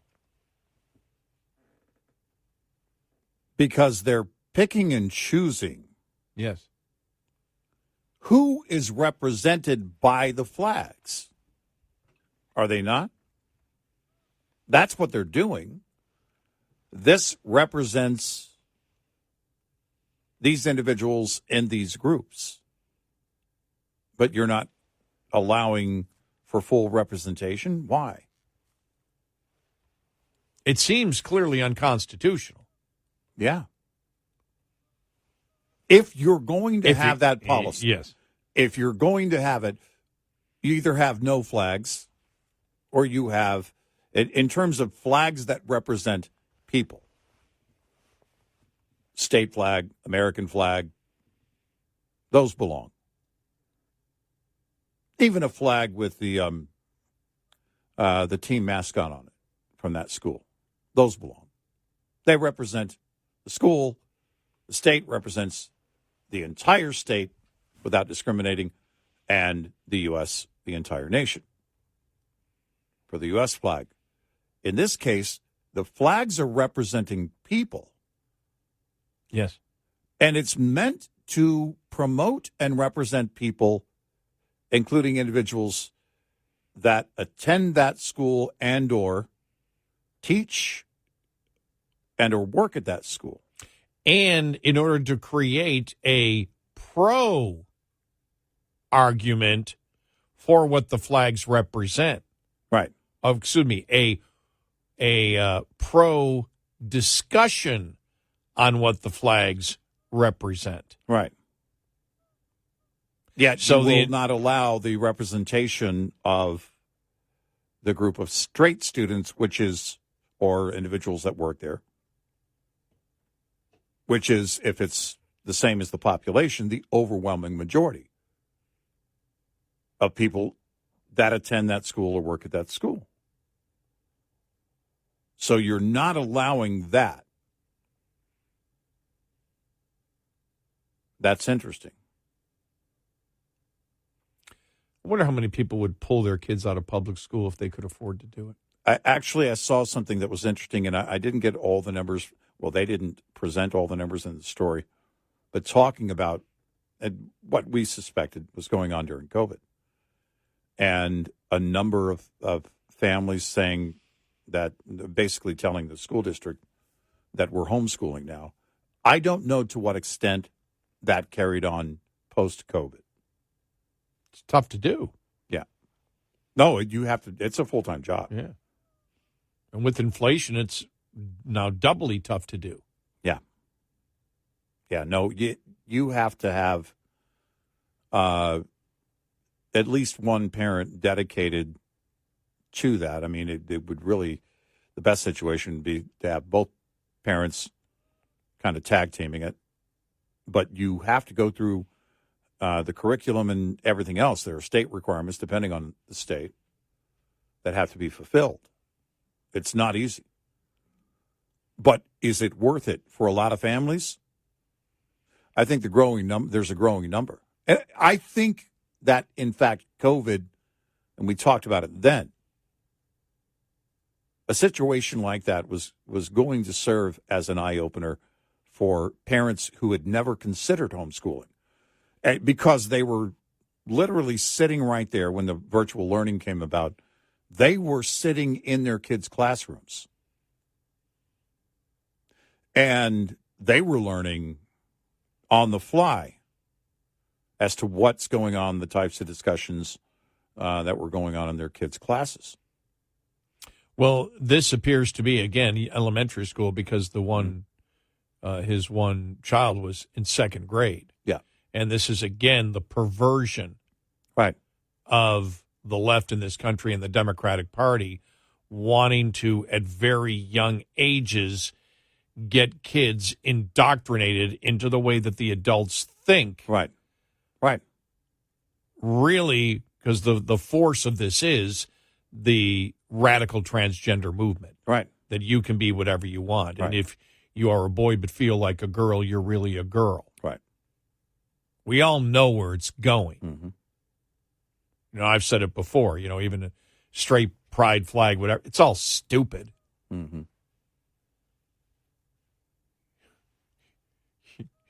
I think the dumbest thing we do as a population is talk about pride for what you are that you have no control of whatsoever.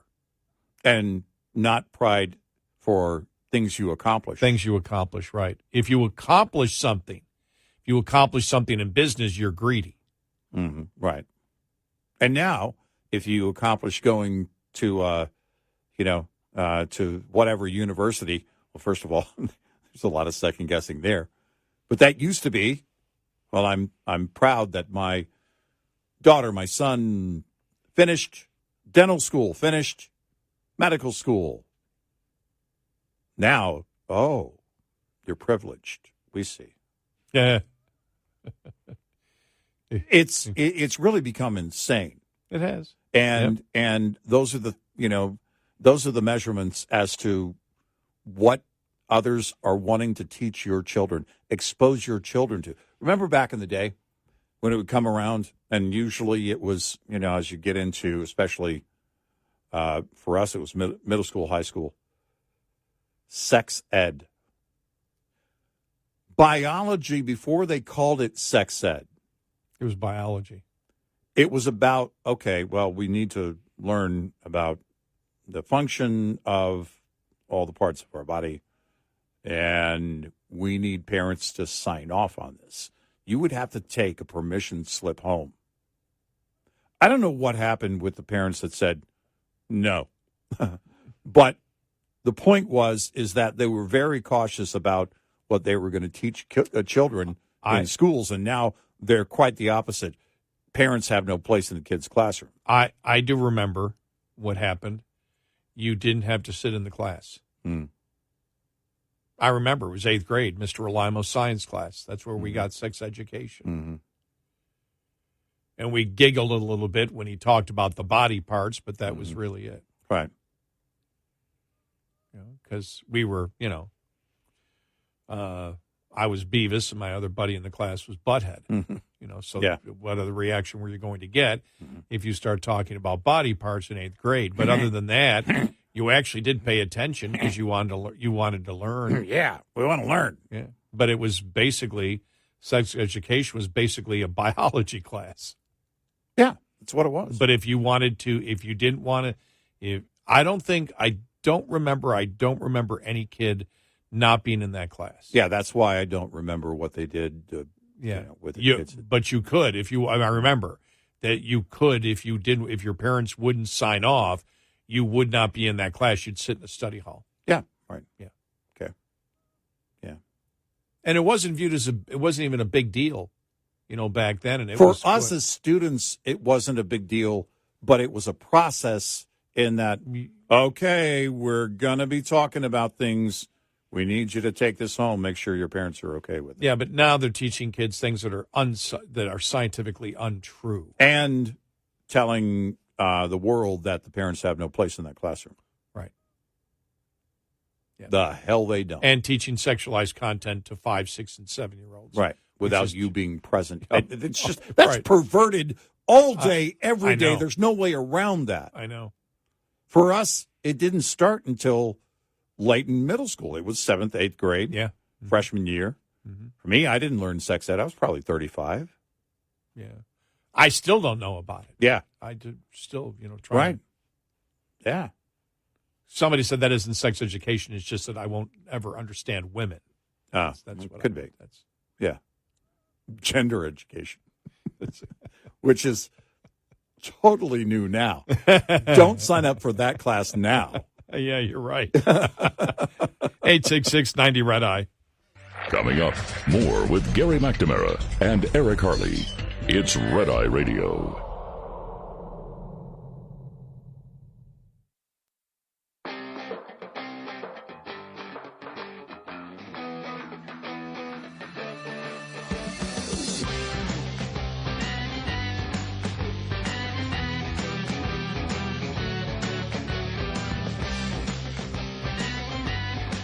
It's Red Eye Radio. He is Eric Harley, and I'm Gary McNamara. Well, the House going after the EV mandate this week. We'll get to some specifics on that and some back and forth going on in Congress yesterday.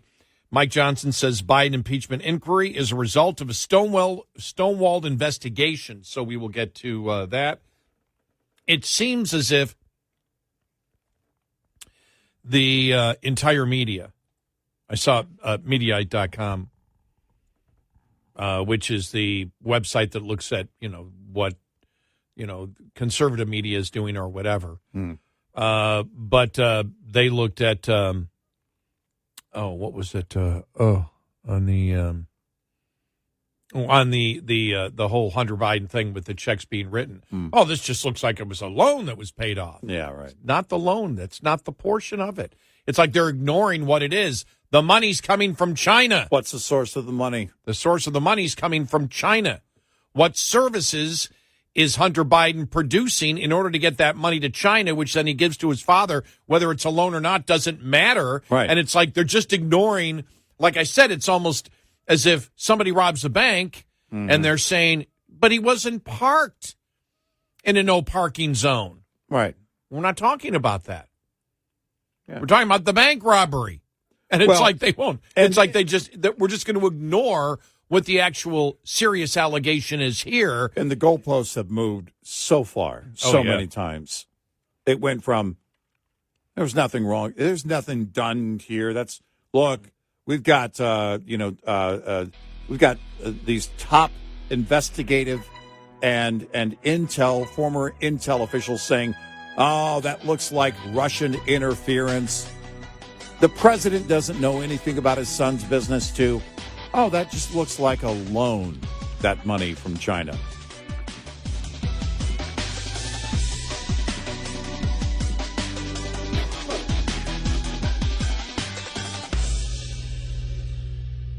This is Red Eye Radio on Westwood One.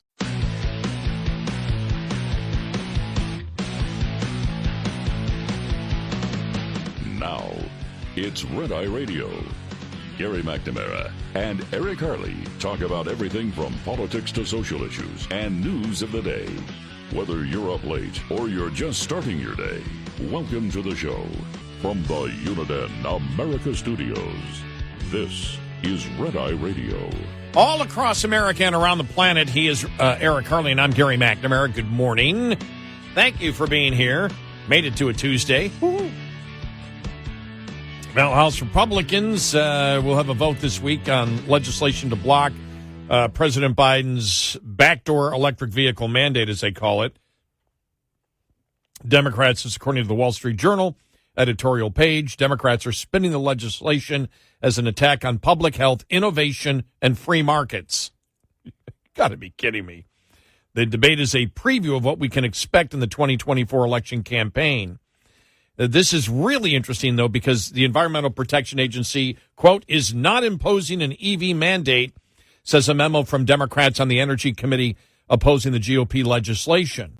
But the EPA in April proposed tailpipe emission standards for greenhouse gases that would effectively require that electric vehicles make up 2/3 of car sales in 2032. The only way for automakers to meet the emissions restrictions is by producing more EVs and fewer gas-powered cars. That's the lies that they want. That's a lie.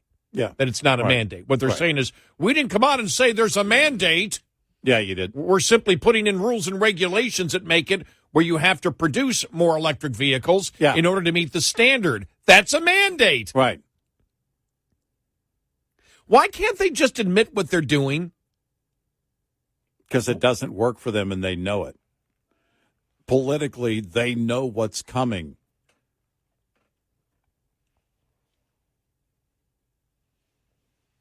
The House bill would prohibit EPA from finalizing its proposed CO2 emission standards and bar any regulation that would mandate the use of any specific technology or result in limited availability of new motor vehicles based on the type of engine. This means the EPA could not put in a similar new mandate. It just doesn't take this one out because then they'd find some other reason. Right, exactly. Well, look, the mileage standards, the CAFE standards over the years, it was always going to build to this, but then in recent years it was just ramping up. There was no way to meet these standards and be compliant if you were an OEM, if you're not making EVs. And they know this. Then the whole thing gets in. The Democrat memo accuses Republicans of attacking the EPA's authority to protect Americans from dangerous air pollution. Yeah, right. But as they note, they go, these are greenhouse gases. This isn't particulate matter. Right. And under new studies that are out, unlike tailpipe pollutants such as sulfur dioxide and particulate matter, some studies suggest EVs may produce more fine particle matter, pollutants that lodge deep in the lungs because their battery weight increases the wear and tear from tires. Exactly. The EPA ignores the potential harm, but we've been talking about this for a long time, and actually environmentalists have. Well, environmentalists have brought it up. Yeah, wait for it. Wait for the new liberal move on, well, we can't do EVs anymore because it requires so much wear and tear and so much emissions from the tires. We're going to have to outlaw EVs too. I guess everybody is going to be in public transportation. And then look at this here. American demand, this is from the Democrats, American demand for EVs is already outpacing supplies. Auto manufacturers are independently trending towards EVs because of increasing popularity with consumers. The Wall Street Journal writes, I mean, that's delusional. Yeah, that's absolutely delusional from Democrats. Yeah. Then why are lawmakers scaling back EV production plans? Why are thousands of auto dealers begging the administration to tap the brakes on the EPA regulations as EVs pile up on their lots? All I want to see from the Democrats is you to tell the truth of one issue that you endorse. Right. Why do you have to continually lie about what you're attempting to push on the American public? Just own it. Just own it. We've been saying this for years. Own it. Come out and say it. We don't want you driving anywhere. Yeah. We don't want you in a car. Public transportation. We'll all live in communes. And for the folks that farm, sorry, you're going to have to find a way too. And they say Democrats say GOP legislation would stifle innovation. No, it wouldn't.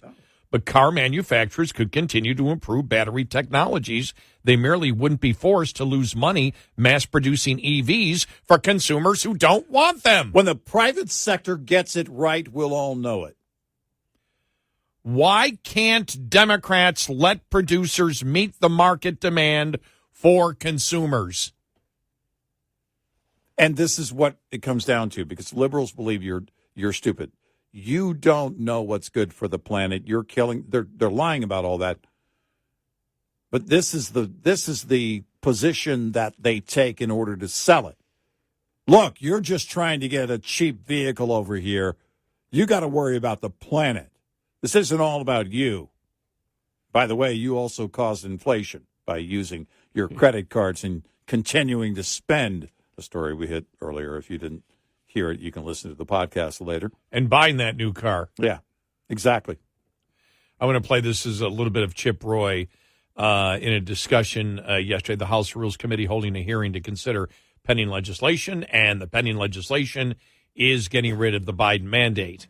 But just a couple questions. First, Mr. Wahlberg, do these sound correct to you roughly that currently we're seeing new car costs of $50,000, which are nearly double where they were about 10 years ago. Car loan payment defaults are at a 30-year high. The average EV costs about $16,000 more than its internal combustion engine counterpart. Just yesterday, the Wall Street Journal published an article titled "Why Repairing Your EV is So Expensive." A story about a dent on his Rivian electric pickup truck cost $22,000. It took 2.5 months to fix. And sorry if that's repeating anything that was offered earlier. The dealers right now have them piling up on lots because the American people aren't getting them. I understand that even if you are a supporter of all this, you say, well, that's why we need the infrastructure. We just put out $8 billion to go fund the infrastructure. It hasn't been deployed. Then to the extent that you can do it, to the extent that my friend from Kentucky is correct, you're basically, the cost of doing that is the air conditioner for your home. Then you've got, a story I was reading, some people in Alaska talking about the extent to which they've got a battery-powered vehicle. It takes the entire charge of a Tesla to de-thaw the vehicle in the Arctic cold in Alaska. Then you've got the same situation in North Dakota, South Dakota, Montana, et cetera, where you got people that are saying, look, I don't want to die in the freezing cold. And look, all of this is fine if it's choice, right? This is the point. My friend from Kentucky, perfectly fine having a Tesla vehicle, driving to Kentucky, can choose to stop and charge it wherever the gentleman chooses to charge, and hopefully not have the Secretary of Energy come in and push him aside and push aside a mom with a baby and say, sorry, I got a photo op I need to do. But the issue here is not just saying that all of the above approach, as my former boss, Governor Perry, talked about in Texas. The all of the above approach is if the market is driving it. And you say, let's put this out there. But now we're saying to people that by 2032, 2/3 of automobiles must be electric vehicles. That is an astounding disregard for the well-being of the American people. An absolutely unbelievable display of hubris by government leadership, forcing people into poverty, forcing people to be unable to actually go about their lives, get jobs, be able to take care of their families with vehicles that are more expensive to maintain, may not serve their function if they're in the freezing cold in North Dakota, may not serve their function in other capacities, putting aside all the side costs, putting aside the battery materials, putting aside the child labor around the world that produces the materials for not just solar panels, batteries, and so forth. I just wonder if the gentleman could expand on the extent to which this will be destructive of the American industry, but also in favor of China and some of our competitors and adversaries around the globe. But importantly, what this means to the average American family. I know you spoke about it before, but this is just, it merits fixating on this. This is not just something you just pass and go, oh, isn't this nice? Got a rule that the administration is trying to dictate through fiat from the executive branch without input from Congress to just dictate all these automobiles. And guess what? The supply chains mean that starts now. If this rule goes into place, it's purposeful, and it happens now. We bankrupt families, and we give them the inability to have the automobiles they need to care for themselves and their families. I wonder if the gentleman could expand on that. Yeah, I'm just looking for a few things that you didn't cover. Yeah. That was an expansive list you put together there. And I think, you hit on the key costs that will be brought in, not only for the original purchase price, when you figure how long it takes to get to a place where an EV will surpass what an internal combustion engine is for cost. It's about 10 years and a minimum of 28 to 50,000 miles. But I think when you're talking of the environment concerns as well, about health concerns, right now, Michigan, not even putting into place of what California has to care for and taking out what's coming across from China in the air. Michigan, 8% of what we have to clean up in our air comes from China, who is ultimately going to benefit the most from having EVs. And what they're doing is producing more and more greenhouse gas, more coal-fired plants to build up their energy capabilities for their manufacturing. So when you add all that cost to it, plus 500,000 tons of ore, the various types of ore that goes into a battery, it takes 500,000 tons. Think how much greenhouse gas, carbon, and exhaust that comes out of all of that to build one battery. So I agree with that. And Mr. Peters, I'll try to ask this, not like in a gotcha way. I'm just trying to figure out, from California.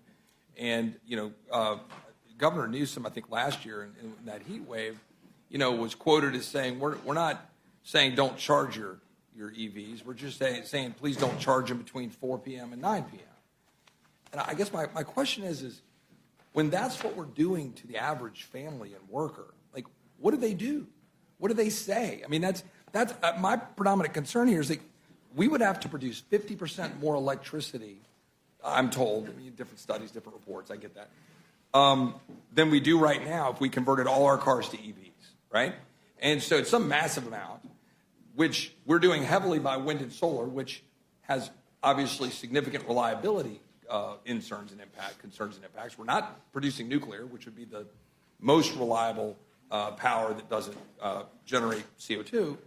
And so I'm just trying to figure out how on earth we can have a mandate that within 8 years, and the supply chains start now, that we convert the whole world to 2/3 EVs and not see that that's going to destroy productivity in the American family and the hard worker. So I'm just curious the perspective on that we should be checking the administration on this one. Well, thanks, Mr. Roy. It is the rule is not a mandate. The rule is an emission standard, and it allows people to, if you can comply with the emission standard, you can sell any car that complies with the emission standards. It doesn't require you to buy an EV.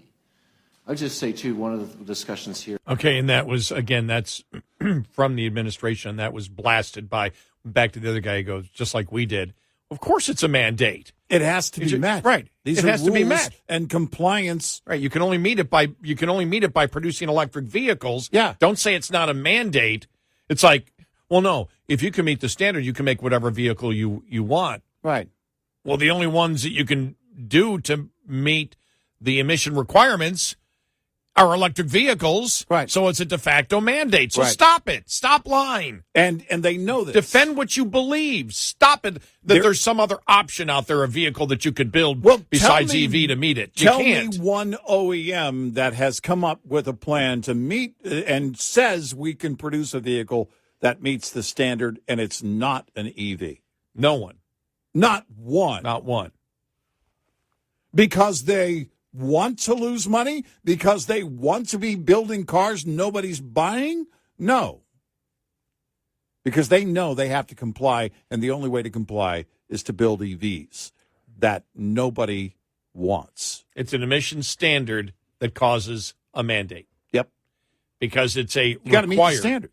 It's a mandate. It's a rule. It's a mandate on emission standards, which creates a mandate for electric vehicles. Right. Don't be stupid. We can tear your argument apart. It's weak. Don't use it. For God's sakes, own it. If you believe in something, own it. Don't lie about it. The world is going to end. It's going to melt. Oceans are going to boil if you don't buy a Tesla. Right. What a great commercial that would be. Volcanoes blowing off. Yeah. You better buy one. Unless you want the world to burn. Oh, it's not 2012. Well, it could be 2012. No, what's the other one? Day After Tomorrow.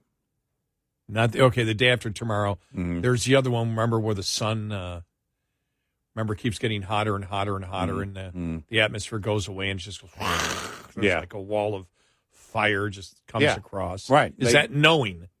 Oh, yeah. Knowing. That's the Nicolas Cage, right. Yeah, you have that kind of thing. Right. If you don't buy a and have the beautiful Tesla there inside of it, and if you don't buy it and live this wonderful life, yeah, and it's at a the complete end, disaster. At the end, hey, you smell something burning?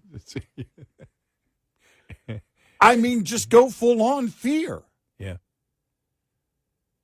But don't lie about it. Well, they can build any car that why they do want Democrats to. have to lie? You know, the border is secure. Everybody knows that's a lie. Why are you lying about it? Right. Don't lie. Own it. Tell everybody, yes, we want the border open. Right.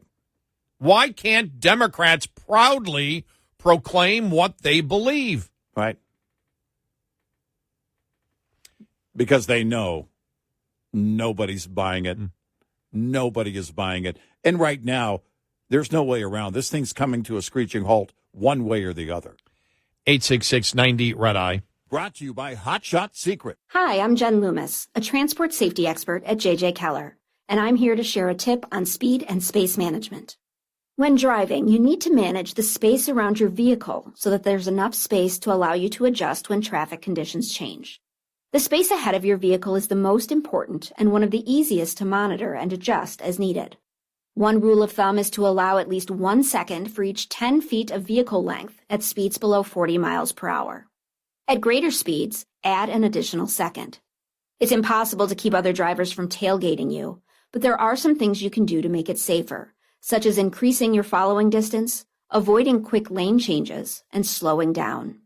There are also several things you should do to ensure that there is plenty of space between the side of your vehicle and other vehicles. Don't hug the center line, avoid hugging the right side of the road, and avoid traveling alongside other vehicles in strong winds, especially crosswinds. This tip was brought to you by J.J. Keller and Associates. Visit us at jjkeller.com. Lines open for your calls.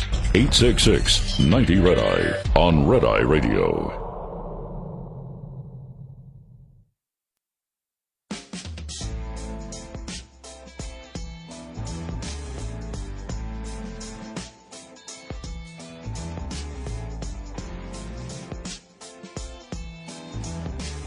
It's Red Eye Radio. He's Eric Carly. I'm Gary McNamara. Very quickly, the other witness countering the administration's witness who said, well, it's not really a mandate.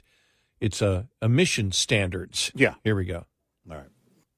When my colleague says this isn't a mandate, I'm not sure how you can say it's not a mandate when the only way you can meet this aggressive mandate or aggressive standard, EPA, is by not having anything except electric. But then assuming that you don't add all the other costs, the emission costs of producing the batteries, of mining the minerals, of transporting it.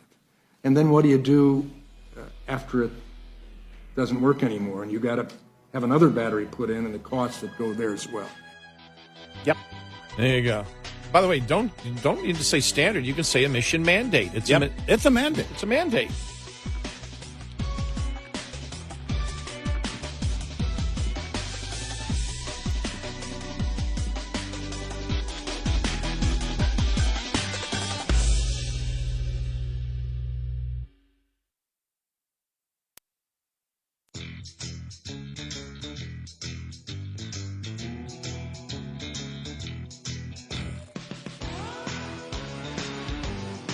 You're listening to Red Eye Radio from the Uniden America Studios. And he's Eric Harley, and I'm Gary McNamara. Welcome and good morning. Download our Red Eye Radio app today. Listen where you want, when you want. If you can't listen live overnight on one of our great radio stations that carries us, and thank you so much for doing that. Mm-hmm. Jonathan Turley yesterday talking about the Hunter Biden situation, the Hunter Joe Biden situation here. I want to make sure we just don't say Hunter because really the target in all this from Republicans is Joe Biden. Yep. And so here we go. This is Turley yesterday talking about the fact that the Republicans are going to have a impeachment. They're going to have a vote for an impeachment inquiry Well, I think that vote is long overdue. When I testified in the first Biden impeachment hearing, I said that there was ample evidence to justify an impeachment inquiry and that a formal vote should be held. I can't imagine how anyone would look at this evidence and not believe that a formal inquiry should begin. There's been a litany of lies that have come out of the Biden family and the White House. The president denied knowing about any of these business arrangements. Even Hunter said that wasn't true. We now know he called in numerous times to talk with clients. He had meetings, photographs with these clients. And now we see joint accounts where money is moving to Joe Biden. We even have Joe Biden's house being listed for some of these payments by Hunter Biden. It's rather daunting to imagine what you need, according to the Democrats. So I think the moment of truth has arrived. Democrats have either got to show that they stand against corruption and approve an inquiry, or they have to take ownership of this, because influence peddling is the favorite form of corruption in Washington. But none of us have seen the likes of this. Yeah. So and so as we have seen, we talked about the response from Democrats, which is, it's just a loan. There's no big deal. Not a loan. I want to go to Mediaite here. Here's what they wrote here. Okay. That just to see the headline. Now, you rarely see attacks on Jonathan Turley from the Democrats. Yeah. They're coming now. Yeah. I believe it's like everything. They know he's getting too close. Right. Fox News, Jonathan Turley hypes Hunter Biden's car payment as evidence of unprecedented corruption. None of us has seen the likes of this. Fox News contributor and legal commentator Jonathan Turley hyped the new finding by House Oversight Committee Chairman James Comer on Monday, even though the allegations attached to the new information were debunked shortly after he made them. Debunked? Where? Where were they debunked? Right. Comer released documents showing that President Joe Biden had received payments from a company operated by his son, Hunter Biden. The finding initially seemed damning, considering the elder Biden's claim that he had never talked business with his family. But as a number of journalists quickly pointed out on X, it appears that Hunter Biden was simply paying his father back for temporarily covering his truck payments with 3 installments of $1,380 rather than services rendered as part of an influence peddling scandal. Well, but what was Hunter selling to get the money from the Chinese? How did he earn the money? Where did the money come from? And this does not stand alone. They're making it seem, media, as if this is a standalone. No, this is showing the continuation of a pattern. Right. Of the president enriching himself and his family, and Hunter Biden enriching himself and his family in what the media now says was simply the appearance of influence peddling, that Joe Biden is completely innocent. His entire family was using him. This is where the Democrats have fallen back to now. Understand this. Joe Biden's completely innocent. He did nothing wrong. Right. Hunter and the entire family was involved in this because they all received money. Right. They had to question where the money was coming from. Right. They were all involved in faking that Joe Biden was taking bribes. Yeah. That's basically what the Democrats' fallback position is. The entire Biden family is corrupt except Joe Biden. Yep.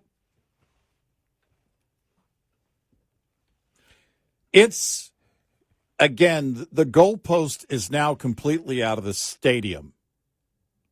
It's moved so far. And the left knows the GOP is closing in. I've been saying for a long time, the thing inside the Beltway that was different about this is that I'm convinced that the liberal media, any of the surrogates for Biden, including long-serving Democrats on Capitol Hill and others, and, of course, inside the White House, they didn't know what the GOP was going to find. They didn't know what the GOP had. That's why the goalpost keeps moving. That's why the answers keep changing. That's why they keep evolving. They had no idea. So deny until you can't deny, and then you just start excusing it away. No, it's just a loan. Well, nothing, but by the way, Mediaite says it was debunked. Nothing was debunked in there. Nothing. No. They said these at least 3 money transfers, and I don't know if that's the final amount or not, but these 3 monthly transfers went to Joe Biden, not from a personal account, but came from the business account of Hunter Biden, which makes it a business transaction if it comes from a business account, and that money came directly from China. None of that was debunked. Right. Nowhere did they say, and here was the pay for play that the president, did for getting that money. Nowhere was it. Nothing was debunked. And just to show you how Mediaite, who is supposed to be a fact checker, gets their facts completely wrong. I think it was Isaac Shore there. Thank you for messing up and making it so easy for us here on Red Eye Radio to debunk you. Yeah, debunked. What do you mean debunked? You mean the excuse that liberals give over and over again? Yeah, it was Isaac Shore who wrote the column. It's like, you got it completely wrong. There was nothing at all was debunked. Nothing. No. Except the only one who was debunked was Isaac Shore who wrote the columm. Right. By us. Yeah, exactly. Because nothing was debunked. What was debunked? But look at how lame the approach is. I know. It's really weak. It's just, you can't prove it. There's nothing. It's just a loan. Yeah, if that was Donald Trump Jr. paying back a loan, a so-called loan to his dad, because his dad stepped in and made his truck payments. That's as weak as it gets. Oh, my God. And it came from China? If this happened in New York under James. Oh, yeah. No, they'd already be in prison. My God, shouldn't be. Yeah. They'd all be in prison. Even his youngest son would be in prison. For no reason. But this is the weak approach. They've got nothing and they know. So what do? You just deny until it falls. And then, well, we can't believe he did that. My question is, why? Of all the Democrats, why do you feel the need to step out in front of something for a Joe Biden? Because you don't have anything else. Well, and here's a question. Do they all jump on this now defense?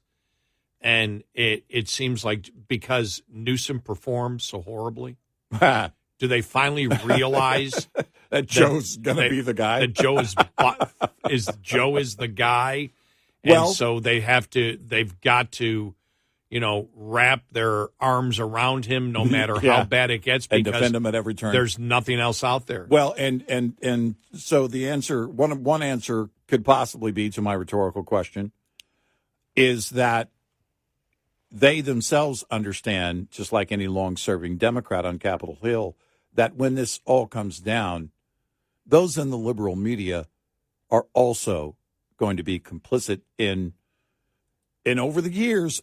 Everybody knows inside the Beltway that this goes back to when he was vice president. There were a lot of concerns about his behavior and how he handled things.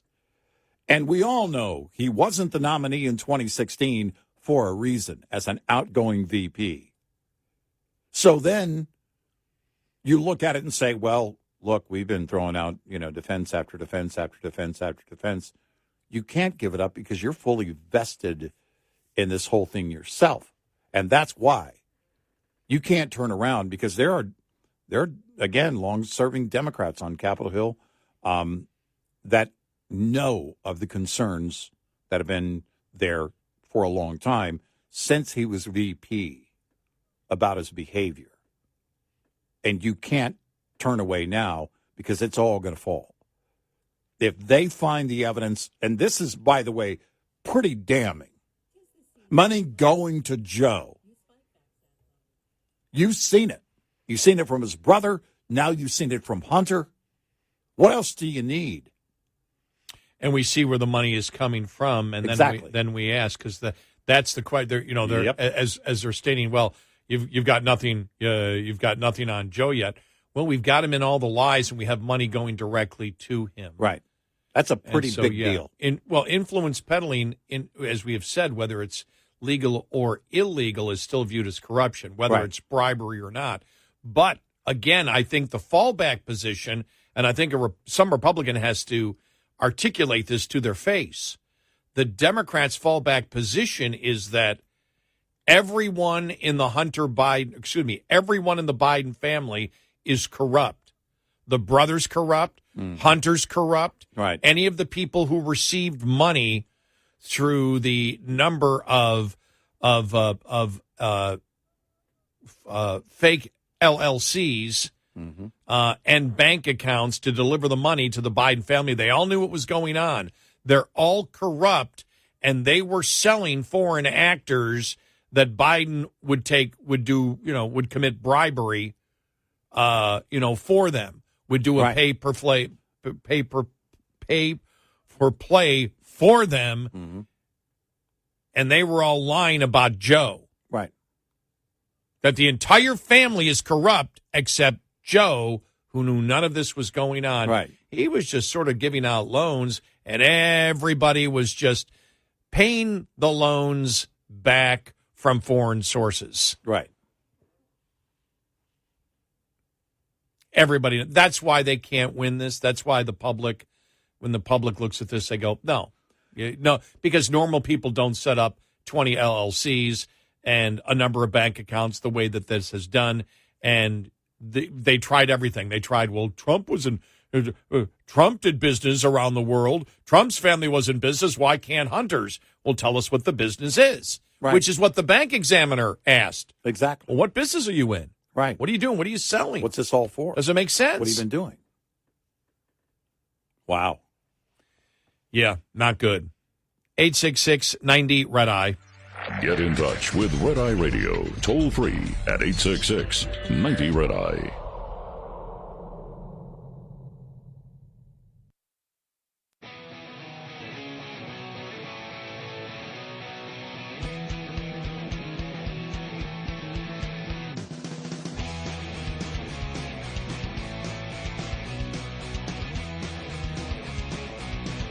It's Red Eye Radio. He is Eric Harley, and I'm Gary McNamara. So, this has been a day, last couple of days, where we're looking at the defense from the Democrats on a variety of issues. Yeah. And we do that to point out the fact of how scared they are and how weak the argument is. Yeah. And when you're panicking, you make weak arguments, or you make incomplete arguments, or you outright lie, and you can tear it to shreds, as we have just done on a variety of different issues there, from EVs to the media running cover for Hunter and Joe Biden. Because remember, it's about Joe Biden. It's not about Hunter. Nope. As we've always stated. And the closer they get to Joe, and now, you see it. You've seen it, money moving from James to Joe.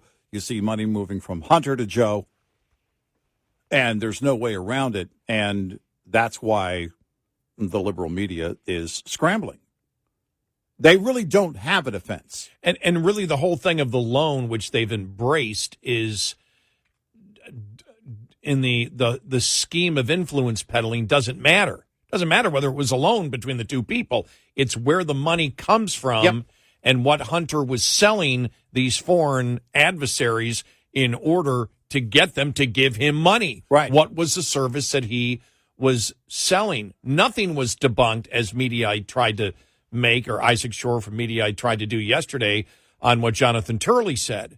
Right. And you take everything together on it, and that's what you're looking for. You're looking for the pattern of corruption, the pattern of influence peddling. You don't need Biden to come out and say, oh, yes, right, I promised to do that for them in order not to open up more of an investigation, or in this case, an impeachment inquiry, as Turley said. He goes, it's so obvious that this is something that should be open for an impeachment inquiry that if you say no, then what is your standard? Right. Yeah. Remember, this is a standard where the Democrats are going after Trump for allegedly committing fraud, not on a signed document where he pledged to tell the truth under penalty of perjury, but estimates where he actually put in a disclaimer, these are not necessarily accurate. Right. And there is no victim and no bank that's come forward to No say complaint. he committed fraud. Right. Understand the dynamics of what we're dealing with here.